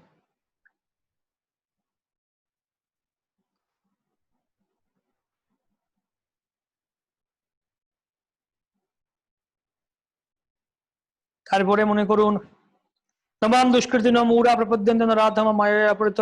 আসলে ভগবানের 4 ধরনের ব্যক্তি সম্বন্ধে বলছে। কখনো আমার শরণাগত হয় না, এটা সম্বন্ধ বলতে পারি, এটা আমার শরণাগত হয় না। আর পরে কোন ধরনের ব্যক্তিরা যুক্ত হয় পরবর্তী শ্লোকে বলছেন, আর তো অর্থার্থী জিজ্ঞাসু জ্ঞানী, এটা ভক্ত সম্বন্ধে বলছেন। আমার ভজনা করেন, হ্যাঁ ভজনা করেন, অভিধেয় তত্ত্ব সম্বন্ধে বলা যেতে পারে, অভিধেয় বলা যেতে পারে এটাকে। এই 4 জনের মধ্যে জ্ঞানী হচ্ছেন, এখন তত্ত্বজ্ঞানী হচ্ছেন শ্রেষ্ঠ, কেননা আমি তার অত্যন্ত প্রিয় এবং তিনিও আমার অত্যন্ত প্রিয়। তো এটাও সম্বন্ধ তত্ত্ব, মূলত ভগবান এবং ভক্তের মধ্যে কি সম্পর্ক রয়েছে। তারপরে এই যে এখানে এই সকল ভক্ত নিঃসন্দেহে সকলে মহাত্মা, কিন্তু যে জ্ঞানী আমার তত্ত্বজ্ঞানে অধিষ্ঠিত তিনি আমার আত্মস্বরূপ। তো এই পর্যন্ত সম্বন্ধ হলো ভগবান আর সেই ভক্তের মধ্যে কি সম্পর্ক, জীবের মধ্যে সম্পর্ক। তারপরে আমার অপ্রাকৃত সেবায় যুক্ত হয় অভিধেয়ের কথাও বলা হলো, তিনি সর্বোত্তম গতিস্বরূপ আমাকে লাভ করেন। ভগবানকে লাভ করা প্রয়োজন, প্রয়োজন হয়ে গেল ভগবানকে লাভ করেন সেভাবে ভগবানের শরণাগত হব। তো এভাবে আমরা যখন পড়বো একটা বিষয়, আমরা একে ভাগ করতে পারি, সম্বন্ধ কি, অভিধেয় কি, প্রয়োজন কি, বুঝার চেষ্টা করা উচিত কোনটা সম্বন্ধ, কোনটা অভিধেয়, কোনটা প্রয়োজন।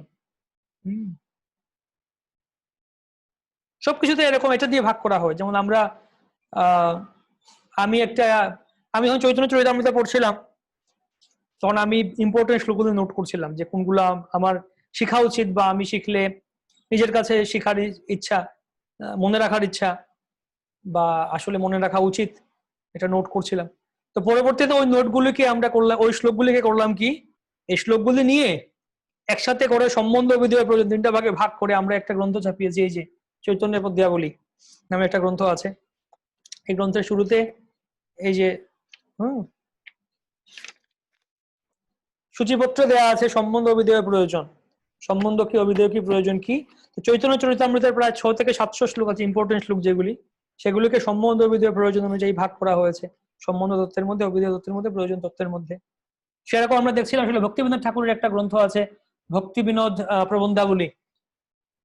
তো সেখানে ওইগুলোকেও সম্বন্ধ তত্ত্ব, অভিধেয় প্রয়োজন 3টা ভাগে ভাগ করেছে। সম্বন্ধের মধ্যে কিছু আর্টিকেল, কিছু প্রবন্ধ, অভিধেয়ের মধ্যে কিছু প্রবন্ধ, প্রয়োজনের মধ্যে কিছু প্রবন্ধ, সেরকম অনুযায়ী ভাগ করেছে, করে দিয়েছে। সব জায়গাতে এটা বর্ণনা করা হয়েছে এরকম।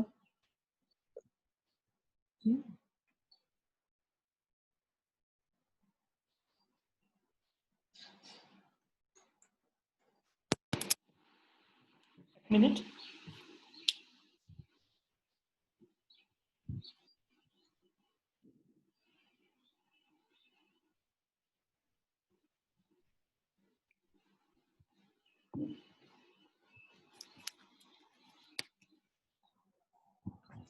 চৈতন্য চরিতামৃতেও যখন শ্রী চৈতন্য মহাপ্রভু শিক্ষা দিচ্ছিলেন, শেখাচ্ছিলেন বিভিন্ন জায়গায়, যেমন রূপশিক্ষা, সনাতন শিক্ষা, বিভিন্ন জায়গায় স্থানে স্থানে তিনি সম্বন্ধ অভিধেয় প্রয়োজন সম্বন্ধে ব্যাখ্যা করছেন।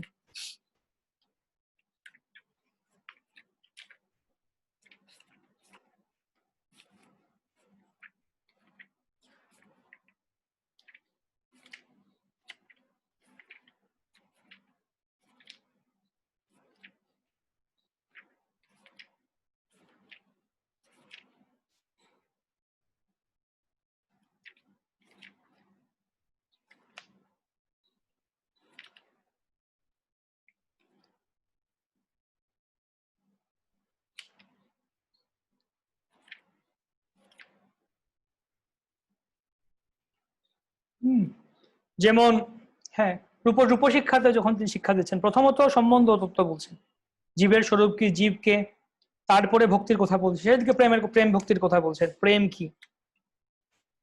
এমনকি ইয়েতেও, সনাতন শিক্ষাতেও এই বিষয়টাকেই তিনি হাইলাইট করছেন, সেইভাবে সিস্টেমেটিক্যালি তিনি প্রেজেন্ট করছেন শিক্ষাটাকে, সম্বন্ধ কি, অভিধেয় কি, প্রয়োজন কি। চৈতন্য মহাপ্রভুর শিক্ষাটাও এইভাবে। প্রথম স্কন্ধে দেখছিলাম ভাগবতের এক জায়গাতে প্রভুপাদ বলছেন একটা তাৎপর্যে, চৈতন্য মহাপ্রভুর শিক্ষা মূলত তিনটি, এই সম্বন্ধ, অভিধেয়, প্রয়োজন, এর মধ্য দিয়ে দিচ্ছেন তিনি, মহাপ্রভু শিক্ষা দিয়েছেন।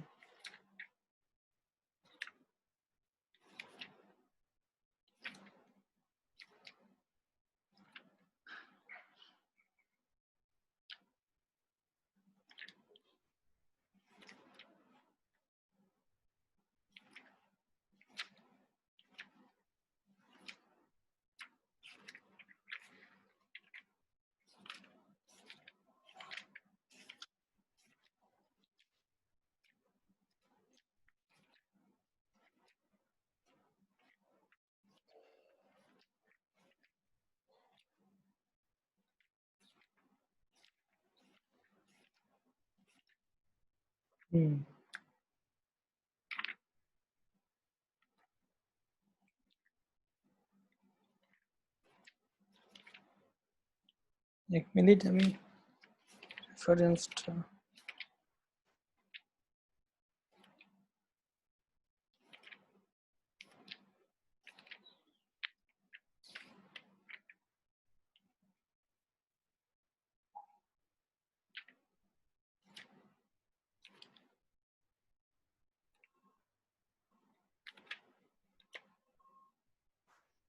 হ্যাঁ, যেমন চৈতন্য চৈতন্য আদিলীলা সপ্তম পরিচ্ছেদ, আদিলীলা সপ্তম পরিচ্ছেদ,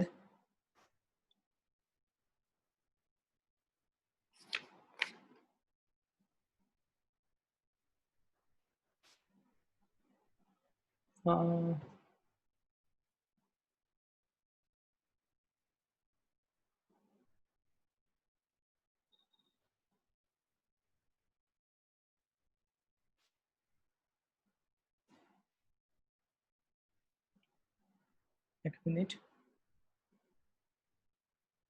চৈতন্য চরিতামৃত আদিলীলা সপ্তম পরিচ্ছেদ, শ্লোক সংখ্যা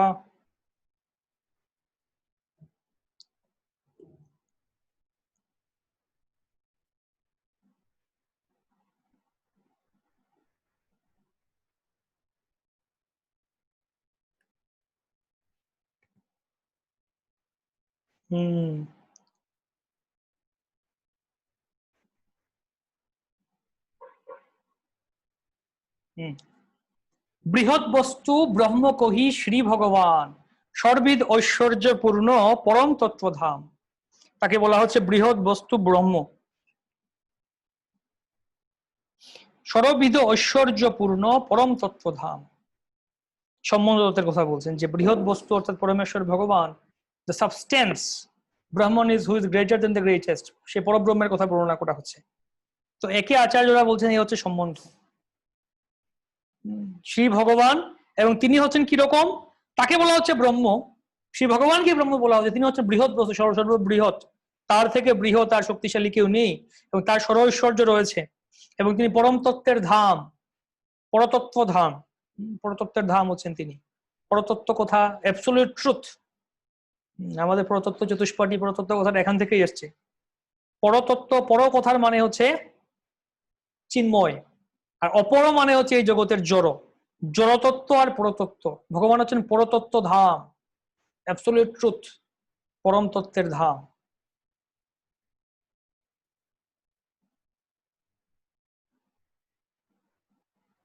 স্বরূপ ঐশ্বর্যে তার নাহি মায়া গন্ধ, সকল বেদের হয় ভগবান সে সম্বন্ধ। তিনি সকল বেদের হয় ভগবান সে সম্বন্ধ, এটি হচ্ছে সম্বন্ধ। তিনি সমস্ত বেদের হচ্ছেন, বেদে বলা হয়েছে ভগবানই হচ্ছেন সম্বন্ধ, ভগবানকে সম্বন্ধ বলা হয় সমস্ত বেদে। তার কোনো মায়া গন্ধ নাই, তার কাছে মায়ার কোনো গন্ধও নেই, যত মায়া থেকে মুক্ত তিনি পুরো। তারে নির্বিশেষ কহি চিৎশক্তি না মানি, অর্ধস্বরূপ না মানিলে পূর্ণতা হয় হানি। আর যদি তাকে নির্বিশেষ বলি আমরা, তাহলে তার চিৎ শক্তিকে আমরা মানছি না, তার মানে আমরা অর্ধেক জানছি ভগবানকে, বাকি অর্ধেক গ্রহণ করছি না আমরা, পূর্ণতা নষ্ট হচ্ছে এখানে। তো এই হচ্ছে এই তিনটি শ্লোকের সম্বন্ধের কথা বললেন। এর পরবর্তী শ্লোক থেকে বলবেন অভিধেয়ের কথা। এটা আছে আসলে মহাপ্রভু আর ওই প্রকাশানন্দ সরস্বতী আদির মধ্যে কথা হচ্ছে। ভগবান প্রাপ্তি হেতু যে করি উপায়, শ্রবণাদি ভক্তি কৃষ্ণ প্রাপ্তির সহায়। আর ভগবানকে প্রাপ্ত করার জন্য যে উপায় করা উচিত, যে পন্থা অনুশীলন করা উচিত, শ্রবণাদি ভক্তি, এই সমরাশ্রম ভক্তি অনুশীলন করা উচিত, কৃষ্ণ প্রাপ্তির সহায়, এই সমস্ত কিছু একে বলা হচ্ছে অভিধেয়। ভগবান প্রাপ্তি হেতু যে করি উপায়, শ্রবণাদি ভক্তি কৃষ্ণ প্রাপ্তির সহায়। এটা হচ্ছে অভিধেয় পন্থা, কৃষ্ণ প্রাপ্তির সহায়।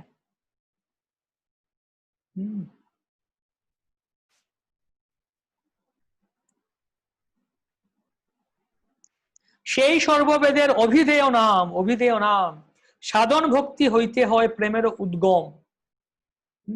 এটাই হচ্ছে অভিধেয়। আর এই অভিধেয় থেকে প্রেম উদ্গম হয়, প্রেমটাকে প্রয়োজন বলা হবে। আগের শ্লোকে যা বলা হয়েছিল, এই ভগবান প্রাপ্তি হেতু যে উপায়টা, শ্রবণাদি ভক্তি, শ্রবণম কীর্তনম বিষ্ণু স্মরণম পাদ সেবনম অর্চনম বন্দনম দাস্যম সাক্ষ্যম আত্মনিবেদনম, এটি হচ্ছে ভক্তির পন্থা, ভক্তির অঙ্গ, একে বলা হচ্ছে অভিধেয়। সেই সর্ববেদের অভিধেয় নাম সাধন ভক্তি হইতে হয় প্রেমের উদ্গম। প্রেমের উদ্গম হয়, প্রেমের উদয় হয় সেখানে।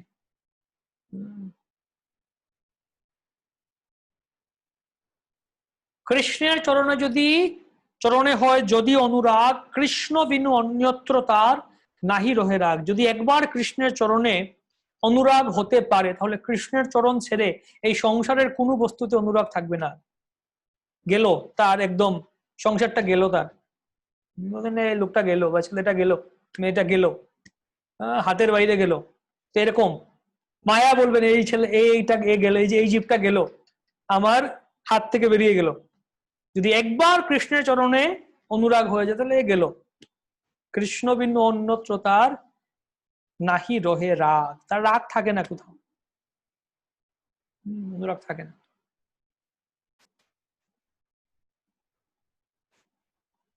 পঞ্চম পুরুষার্থ সেই প্রেম মহাধন।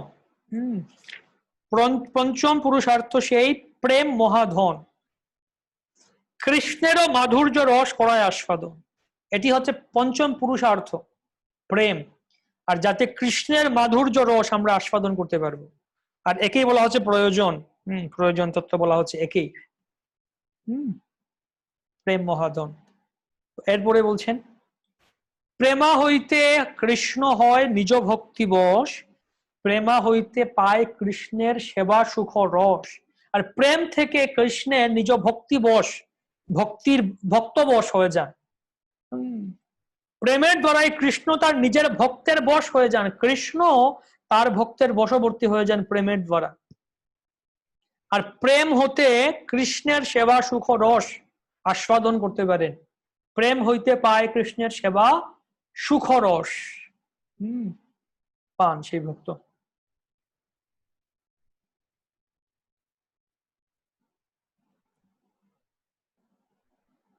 সম্বন্ধ, অভিধেয়, প্রয়োজন, নাম, এই তিন অর্থ সর্বসূত্রে পর্যবসান। One's relationship with the Supreme Personality of Godhead, পরমেশ্বর ভগবানের সাথে কারো সম্বন্ধ, activities in terms of the relationship, আর সেই সম্বন্ধ অনুযায়ী কি কার্য করণীয় কি কি, and the ultimate goal of life, পরম সেই জীবনের লক্ষ্য, to develop love of God, Krishna প্রেম লাভ করা। These three subjects are explained in every aphorism of the Vedanta Sutra. Vedanta সূত্রের প্রত্যেকটি বাক্যে এই তিনটি কথাই সম্বন্ধ, অভিধেয়, প্রয়োজন ব্যাখ্যা করা হয়েছে। For they form the culmination of the entire Vedanta philosophy. আর এই তিনটি কথা, এই তিনটি শব্দ, সম্বন্ধ, অভিধেয়, প্রয়োজন, এক জায়গায় নিয়ে আসলে আমরা পুরো বেদান্ত ফিলোসফি সিদ্ধান্ত পেয়ে যাব। সম্বন্ধ অভিধেয় প্রয়োজন নাম, এই তিনটি কথা, এই তিন অর্থ সর্বসূত্রে পর্যবসান, পর্যবসিত বলে না, পর্যবসিত হয়, সবকিছু একসাথে পর্যবসিত হয়, মিলিত হয়। তো সমস্ত সূত্রগুলি এই তিন জায়গায় এসে মিলিত হয়, হয় সম্বন্ধ, না হয় অভিধেয়, না হয় প্রয়োজন, না হয় একটা একটা পরস্পরের মিশ্রণ। তো সেভাবে আমরা যখন শাস্ত্র পড়বো, আমরা যখন গ্রন্থ পড়বো, হ্যাঁ, প্রভুপাদের গ্রন্থ পড়তে পারি, গীতা ভাগবত পড়তে পারি, তাৎপর্য পড়তে পারি, তখন আমরা এভাবে সম্বন্ধ অভিধেয় প্রয়োজন এই তিনটিকে আগে ব্যাখ্যা করতে, খুঁজে বের করতে হবে এখানে সম্বন্ধ কি, অভিধেয় কি, প্রয়োজন কি,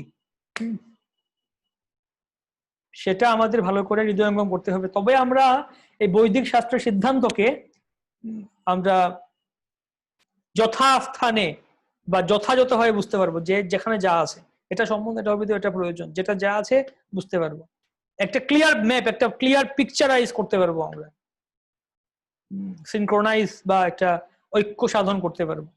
এভাবে আমরা শ্লোকগুলি পড়ার সময় দেখতে পারি, শ্লোকগুলি যখন পড়বো কোন শ্লোকটা সম্বন্ধ, কোন শ্লোকটা অভিধেয়, কোন শ্লোকটা প্রয়োজন, সেটা আমরা খেয়াল করতে পারি, চিন্তা করতে পারি। এবং তাৎপর্য যখন পড়বো তখনও আমরা চিন্তা করতে পারি। যেমন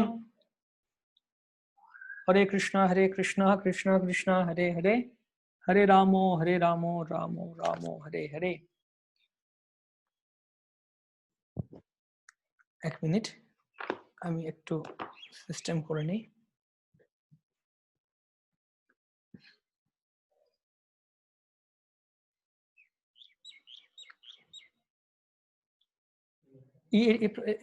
এদিকে আসুন।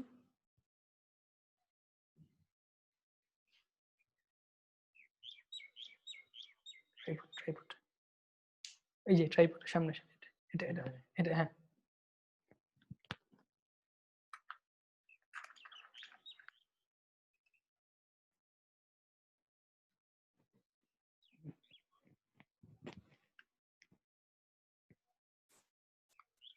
ওকে, আচ্ছা, আমার এখানে ইলেকট্রিসিটি শেষ, তার মানে ইন্টারনেটও ডিস্টার্ব। এক মিনিট, ইন্টারনেটও ডিস্টার্ব করার কথা।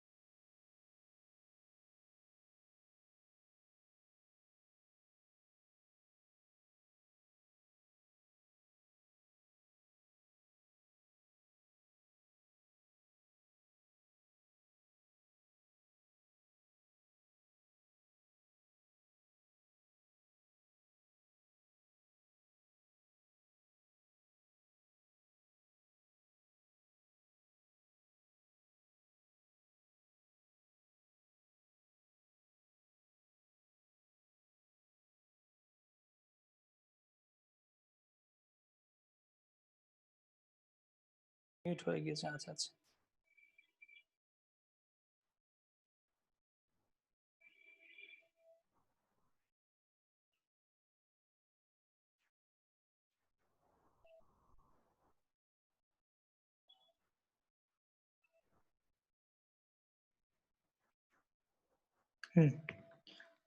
তো বহু বহু জন্মের ভগবত ভক্তি সাধন করার ফলে অথবা পারমার্থিক কর্ম অনুষ্ঠান করার ফলে জীবে অপ্রাকৃত বিশুদ্ধ জ্ঞান প্রাপ্ত হয় যে পারমার্থিক উপলব্ধির চরম লক্ষ্য হচ্ছেন পরম পরম পুরুষোত্তম ভগবান।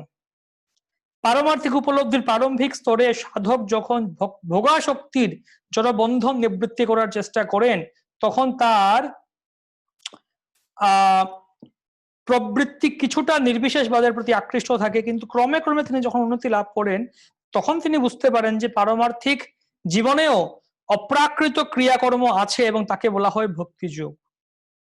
তো এই যে এই কথাগুলো এতক্ষণ আমরা দেখছি, এখানে কি সম্বন্ধে বলছেন? ভক্তিযোগ সম্বন্ধে বলছেন।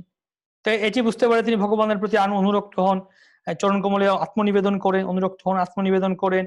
তিনি বুঝতে পারেন যে কৃষ্ণই হচ্ছেন সার সর্বস্ব, সার সর্বস্ব। আহ তো এই জন্য বলতে পারি এই হচ্ছে অভিধেয়।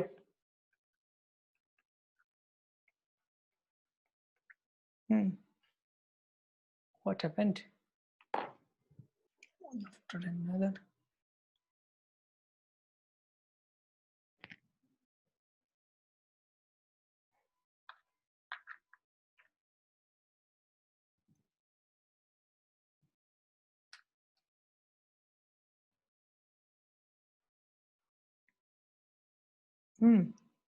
এই অবস্থায় তিনি বুঝতে পারেন যে ওকে ফরগেট ইট, এই হচ্ছে অভিধেয়।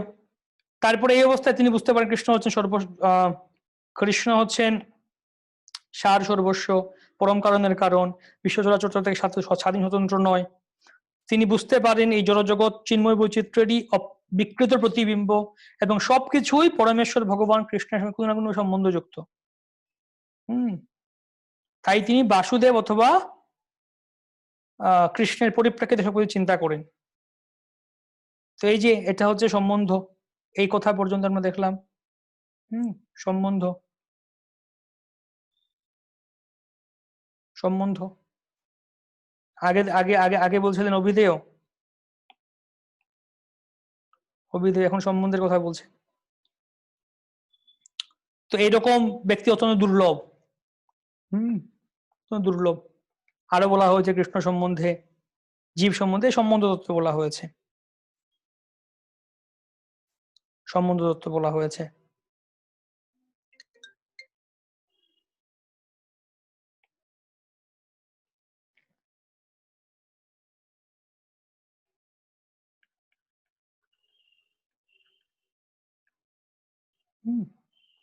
তারপর পরবর্তী শ্লোকে কামেস্থিত জ্ঞান প্রপদ্যন্তে অন্য দেবতা তম তম নিয়মমাস্তায় প্রকৃত্যা নিয়তঃ স্বয়া। জড় কামনা বাসনার দ্বারা যাদের জ্ঞান অপহৃত হয়েছে তারা অন্য দেবদেবীর শরণাগত হয় এবং তাদের স্বীয় স্বভাব অনুসারে বিশেষ নিয়ম পালন করে দেবতাদের উপাসনা করে। যারা সর্বতভাবে জড় কলুষ থেকে মুক্ত হতে পেরেছে তারাই পরমেশ্বর ভগবান শ্রীকৃষ্ণের চরণে আত্মসমর্পণ করে তার প্রতি ভক্তিযুক্ত হয়। যতক্ষণ পর্যন্ত না জীব জগতের কলুষ থেকে মুক্ত হতে সম্পূর্ণভাবে মুক্ত হতে পারছে ততক্ষণ সে স্বভাবতই অভক্ত থাকে। এই যে ভক্তিযুক্ত হয় আত্মসমর্পণ করে, অর্থাৎ এখানে ভক্তির কথা, অভিধেয়ের কথা বলছে।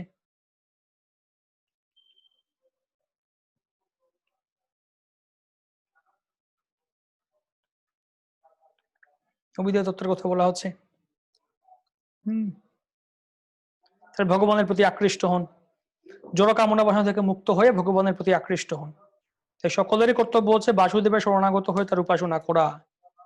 অকাম সর্ব কাম বা মুক্ষ কাম উদ্ধার দিয়ে অভিধেয় তত্ত্ব, ভগবানের ভক্তি করতে বলা হচ্ছে, অভিধেয় তত্ত্ব বলা হচ্ছে এখানে দেবতাদের উপাসকদের কথা। অর্থাৎ অভিধেয় তত্ত্বের মধ্যে কোনটা করা উচিত কোনটা করা উচিত না, কি করা উচিত কি করা উচিত না সেটা বলা হচ্ছে। তো এখানে এই যে যেমন দেবদেবীর উপাসনার প্রতি আকৃষ্ট, এটাকে অভিধেয় তত্ত্বের মধ্যে আনা যেতে পারে যে অভিধেয়ের মধ্যে একটা ভুল পন্থা, অভিধেয়ের ভুল পন্থা, দেবতাদের উপাসনা করা বা এরা হয়তো বিভিন্ন কিছু করা যেতে পারে, এই বিভিন্ন কিছু করে এগুলো অবিধেয়ের ভুল পন্থা।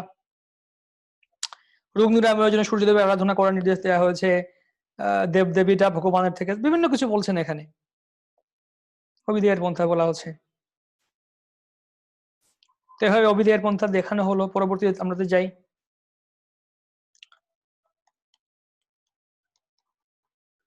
সমস্ত জীবের পরম পিতা ভগবান কখনো তাদের স্বাধীনতায় হস্তক্ষেপ করেন না, পক্ষান্তরে তিনি তাদের মনোবাঞ্ছা পূর্ণ করার সব রকম সুযোগ সুবিধা দান করেন।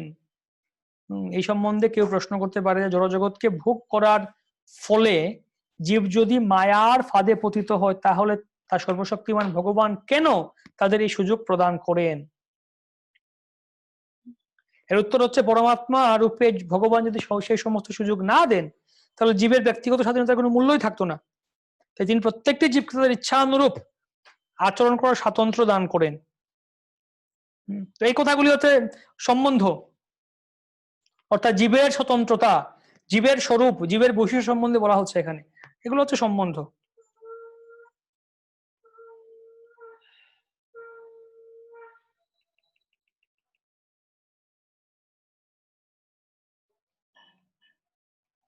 জীবের স্বরূপ সম্বন্ধে বলা হয়েছে এখানে।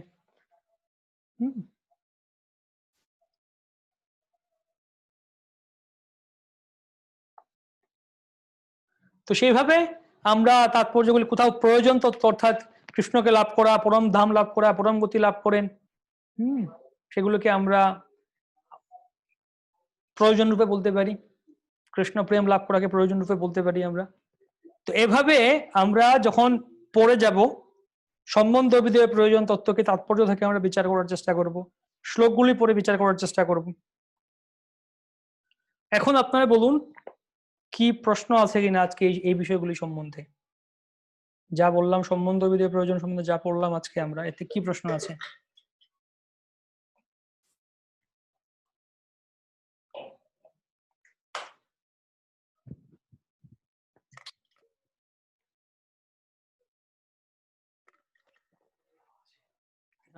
ওকে, ঠিক আছে, পরে কথা। ওকে, সাগর প্রভু হাত তুলে। হরে কৃষ্ণ প্রভু, দণ্ডবত প্রণাম প্রভু। হ্যাঁ, দণ্ডবত প্রণাম। বলুন আপনি। প্রভু, আমার প্রশ্নটা হচ্ছে যে প্রভু প্রথম দিকে বলেছিলেন যে আমরা আজকে যে ক্লাসটা করলাম সম্বন্ধ অভিধেয় প্রয়োজন, প্রথম দিকে আপনি বলেছিলেন যদি কেউ আমাদের হঠাৎ করে প্রশ্ন করে যে আপনি কৃষ্ণ ভক্তি করছেন, এটা এই উদ্দেশ্য কি, আপনারা এই যে ভগবানের সেবা পূজা করেন, কোন সাংবাদিক তো এই আমি মানে খুব শর্টলি 2 মিনিটে কিভাবে এটা উত্তর দিতে পারি এই বিষয়ে আজকে ক্লাসটা, কিন্তু আমি বুঝতে পারছি না আমি 2 মিনিটে কোন পয়েন্ট গুলা দিয়ে উনাকে আমি বুঝাবো যে আমি কি কারণে আমি কৃষ্ণ ভক্তি করছি বা আমাদের এই কৃষ্ণ ভক্তির উদ্দেশ্যটা কি। এই বিষয়টা যদি প্রভু 2 মিনিট একটু বলতেন প্রভু। আবার ঠিক আছে, আমরা শুরুতে বলেছিলাম যে যদি কোনো সাংবাদিক জিজ্ঞাসা করছে তাদেরকে, রিপোর্টার মাইক নিয়ে, ক্যামেরা নিয়ে, লাইভ ক্যামেরা অ্যাকশন, বলুন এই আপনার ফিলোসফিটা কি, বা কি বলতে, বা আপনাদের এই সিদ্ধান্তটা কি, তাহলে 2 মিনিটে আমরা কি আনসার দেব? তো বাকি কে এটার আনসার বাকি কে দিতে পারবেন? কে বলতে পারবেন এটার আনসার? আজকে ক্লাসের পরিপ্রেক্ষিতে কে বলতে পারবেন এটার আনসার? কি বলবেন আপনারা? অন্য কেউ দেখো, অন্য কারোর কাছ থেকে শুনতে যাচ্ছি আমি। কে বলতে পারবেন?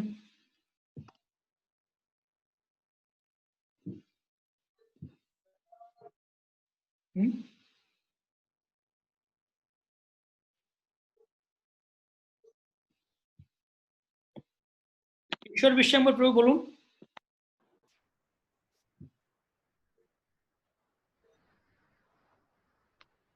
ঈশ্বর বিশ্বাম্বর প্রভু, আপনাকে আমি আনমিউট করেছি, আপনি বলুন, কি বলবেন আপনি? 2 মিনিটে কি বলবেন আমাদের পুরো সিদ্ধান্ত আজকে ক্লাসের ভিত্তিতে? শুনতে পাচ্ছেন? হরে কৃষ্ণ। হ্যাঁ হ্যাঁ প্রভু, শুনতে পাচ্ছি। বলুন। আমাদের এই পুরো তত্ত্বটাকে আমরা এক কথায় প্রথমেই যেটা বলা হয়েছে যে সম্বন্ধ অভিধেয় প্রয়োজন, এই এই জিনিসটাকে বুঝাতে হবে যে আসলে আমাদের কৃষ্ণ হচ্ছে ভগবান, তার সাথে আমাদের সম্বন্ধ হচ্ছে আমরা তার নিত্য দাস, আর আমাদের অভিধেয় হচ্ছে যে তার সেবা করা, এবং তার সেবা করলে কি হবে, আমরা এই জীবনে সুখে থাকবো এবং চরমে আমরা কৃষ্ণ প্রেম প্রাপ্ত হব। তো সেই কথা আপনি বুঝিয়ে দেবেন যে সম্বন্ধ, কৃষ্ণ হচ্ছেন পরমেশ্বর ভগবান, আমরা হচ্ছি কৃষ্ণের দাস, আমাদের কৃষ্ণের ভক্তি করা উচিত, কৃষ্ণের ভক্তি করলে কৃষ্ণ প্রেম লাভ করব, এটাই হচ্ছে সম্বন্ধ অভিদেব। এই হচ্ছে তিনটা কথা, মূল কথা। কৃষ্ণ হচ্ছেন প্রভু, আমরা তার দাস, প্রথম কথা। আমাদের উচিত কৃষ্ণের ভক্তি করা, দ্বিতীয় কথা। তৃতীয় কথা হচ্ছে কৃষ্ণের ভক্তি করলে আমরা কৃষ্ণ প্রেম লাভ করবো। তিনটা কথাই আমরা আমাদের সিদ্ধান্ত বলে দিলাম। কৃষ্ণ, কৃষ্ণ ভক্তি প্রেম তিন মহাধন, বেদ শাস্ত্রে কহে সম্বন্ধ অভিদেয় প্রয়োজন, কৃষ্ণ কৃষ্ণ ভক্তি প্রেম তিন মহাধন। হয়ে গেল, বুঝা গেল সাগর প্রভু? তারপরে এটাকে আপনি ব্যাখ্যা করুন, আপনার নিজের ভাষ্য, ধারাভাষ্য দিন। প্রথমত এই তিনটা বলে দিবেন, বা এই শ্লোকটা বদলে দিতে পারেন। কি বলবেন? বেদশাস্ত্রে কহে সম্বন্ধ অভিদেয় প্রয়োজন, কৃষ্ণ কৃষ্ণ ভক্তি প্রেম তিন মহাধন। ব্যাস, এই শ্লোকটা মনে রাখবেন সবসময়, কীর্তন চরিতামৃতের কথা। তারপরে আপনি আপনার ধারাভাষ্য দিন। ঠিক আছে, সম্বন্ধ হচ্ছে এই, অভিদেয় হচ্ছে, প্রয়োজন হচ্ছে এই। 2 মিনিটের মধ্যে 3-4 কথা বলে শেষ করে দিলাম। 2 মিনিটও লাগবে না, 1 মিনিটে বলে দিলাম। তারপরে যদি ঠিক আছে আরেকটু ব্যাখ্যা করুন, ব্যাখ্যা করলে ঠিক আছে 5 মিনিটে আরেকটু ব্যাখ্যা করুন, আরেকটু ব্যাখ্যা করুন, আর 10 মিনিট। হ্যাঁ, কে শুনতে চাইছে আরো বলুন। ঠিক আছে, ওকে। Who else? আর কার প্রশ্ন আছে?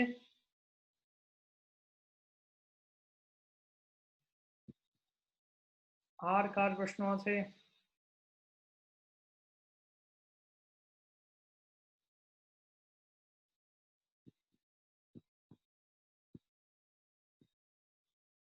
অনুপম মন্ডল প্রভু, ওকে, আনমিউট করুন, বলুন। হরে কৃষ্ণ প্রভু। হ্যাঁ বলুন। হরে কৃষ্ণ প্রভু। হ্যাঁ বলুন, শুনতে পাচ্ছি। হ্যাঁ, প্রভু, অভিধেয় কথার অর্থ কি? অভিধেয় কথার অ্যাকচুয়াল অর্থ কি বাংলাতে, মানে ভাষা করলে?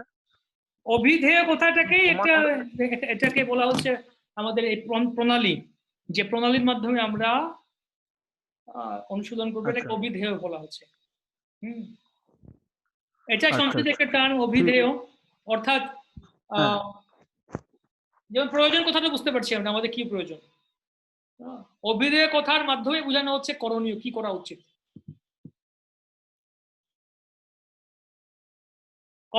কর্তব্যকে বোঝানো হচ্ছে অভিধেয়।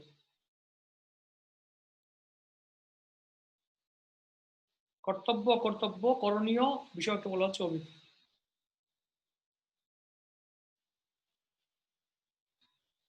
সত্যম পরম ধীমহি, আমি ধ্যান করি, পরম সত্যরূপে ধ্যান করি, ইঙ্গিত করা হচ্ছে পরম ধ্যান করি। সেরকম অভিধেয় আমি সেই কিভাবে অনুশীলন করব। তো হ্যাঁ, এখানে যেখানে বলা হচ্ছে প্রথম বিশেষভাবে ধ্যেয়, হ্যাঁ সেরকম বলা যেতে পারে। প্রথম শ্লোকে, ভাগবতের প্রথম শ্লোকে সত্যম পরম ধীমহি, প্রথম শ্লোকে জন্মাদ্যস্য তন্ময়তি ততশ্চার্থেষু বিদ্যেসরাজ। তো সেই শ্লোকে বলা হচ্ছে আমরা সেই পরম সত্যের ধ্যান করি। তো শ্রীল ভক্তি সিদ্ধান্ত সরস্বতী ঠাকুর তার ভাষ্যে লিখছেন যে আমরা গৌড়ীয় ভক্তগণ বা মহাপ্রভুর অনুসারীগণ, আমরা শ্রবণ কীর্তন পন্থাই সেই পরম সত্যের ধ্যান করি। আমাদের জন্য শ্রবণ কীর্তন পন্থাটাই হচ্ছে ধ্যান, অভিধেয় পন্থা। এটাই আমাদের অভিধেয় পন্থা।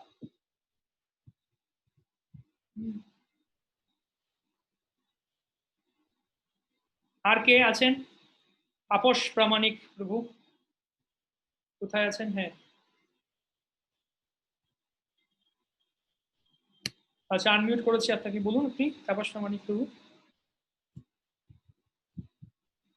হরে কৃষ্ণ, শুনতে পাচ্ছেন? হ্যাঁ, শুনতে পাচ্ছি। বলছি, আপনি ভূমি, জল, বায়ু, আকাশ এগুলো বলেন সম্বন্ধ, আর মন, বুদ্ধি, অহংকার এইটা কিভাবে সম্বন্ধ হচ্ছে? মন, বুদ্ধি, অহংকারটাও তো আমাদের এই জড়া প্রকৃতির মধ্যে আসছে নাকি? এই 8টি নিয়ে আমাদের প্রকৃতি তৈরি হচ্ছে, বা আমাদের দেহ তৈরি হচ্ছে। আমাদের দেহটাকে যে প্রকৃতি বলা হচ্ছে, দেহটা তৈরি, দেহের উপাদান হচ্ছে 8টি। এই উপাদান প্রকৃতির মধ্যে আসছে।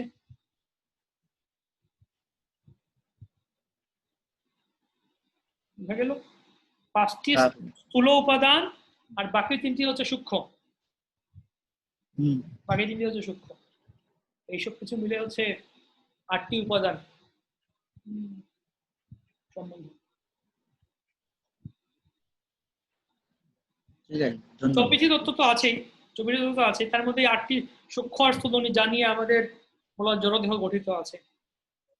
এই 24টি তত্ত্ব, হ্যাঁ 24টি তত্ত্ব আছে এই জড় প্রকৃতির, সবকিছু প্রকৃতির অন্তর্গত এই সমস্ত কিছু সম্বন্ধ,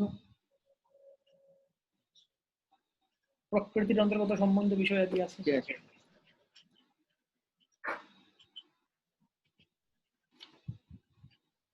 আগামী ক্লাসের পরীক্ষা, আগামী ক্লাসের মূল্যায়ন আপনাদের, দ্বিতীয় ক্লাসের মূল্যায়ন, দ্বিতীয় ক্লাস থেকে মূল্যায়ন বাকি রয়ে গেছে, আমরা একসাথে দেবো এটা, যেহেতু ওইটা ইভালুয়েট করতে হচ্ছে, লাগছে আমার, দেওয়া হবে, সমস্যা নেই। গত ক্লাসের মূল্যায়নটা তো সহজ, আপনারা শেষ করে নিন। শ্লোক পরীক্ষা, একটা শ্লোক পরীক্ষা, সেটা পরীক্ষা দিয়ে দিন আপনারা। প্রভুরা আছেন, ঈশ্বর বিষ্ণু প্রভুর কাছে, মাতাজিরা আছেন, সেই প্রেম স্বরূপ মাতাজির কাছে দিয়ে দিন, দিয়ে শেষ করে দিন। নেক্সট ক্লাসের পরীক্ষা হচ্ছে আপনাদেরকে আগে, তৃতীয় ক্লাসে আপনারা, তৃতীয় ক্লাসে আপনারা ইয়ে করেছিলেন, এই দ্বিতীয় অধ্যায়ের 3 থেকে 10 পর্যন্ত শ্লোক পড়েছিলেন, এখান থেকে বের করেছিলেন বিষয়, তাও সেটা কিন্তু, তৃতীয় ক্লাসের পরীক্ষা কিন্তু সবাই দেননি। যারা যারা পরীক্ষা দিয়েছেন তাদেরকে আমরা বিবেচনা করবো পুরো শেষ করেছেন এবং তাদেরকে আমরা সার্টিফিকেট দেবো। তার একটা বিশেষ সুসংবাদ হচ্ছে আমাদের পরতত্ত্ব চতুষ্পাঠী একটি ISKCON ministry of education, ISKCON শিক্ষা মন্ত্রণালয় কর্তৃক অনুমোদিত, রেজিস্টার্ড হয়ে গিয়েছে, ইসকন শিক্ষা মন্ত্রণালয় রেজিস্টার্ড হয়ে গিয়েছে। তখন আমরা পরতত্ত্ব চতুষ্পাঠীর অধীনে সার্টিফিকেট প্রদান করবো সবাইকে এই কোর্স যারা সম্পূর্ণ করবে। 11 থেকে শুরু করে 20 পর্যন্ত 10টা শ্লোক, 11 to 20, এক সপ্তাহ সময় আছে। 11 থেকে 20 পর্যন্ত শ্লোকগুলি পড়বেন, 11 থেকে 20 পর্যন্ত শ্লোকগুলি পড়বেন এবং সেখান থেকে আপনার এরকম সম্বন্ধ অভিধেয় প্রয়োজন আইডেন্টিফাই করবেন এবং নোট করবেন। নোট করে সেটাকে আপনারা ছবি তুলে পিডিএফ আকারে আবার আপলোড করবো, আবার আমরা সেখানে এই গুগল ফর্ম করে দিয়ে দেবো, সেখানে আপনারা আপলোড করে দেবেন। এই হচ্ছে কথা, এই ক্লাসের পরীক্ষা 11 থেকে 20 পর্যন্ত। দ্বিতীয় অধ্যায়, অধ্যায় 2, শ্লোক 11 থেকে 20, 11 to 20।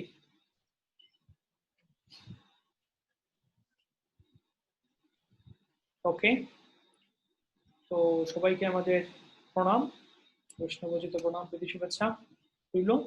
আগামী ক্লাসে আবার দেখা হবে next Wednesday. See you next Wednesday. আর যদি কোনো প্রশ্ন থাকে আপনারা প্রশ্ন পরবর্তীতে করতে পারেন, ক্লাসেও করতে পারেন। ওকে, হরে কৃষ্ণা কৃষ্ণ কৃষ্ণ হরে হরে, হরে রাম রাম রাম। হরে কৃষ্ণ। प्रभुपाद की जय, समवेत गौर भक्त वृंद की जय, निताई गौर प्रेमानंद। জয় জয়, হরি হরি বল, হরি বল। हरे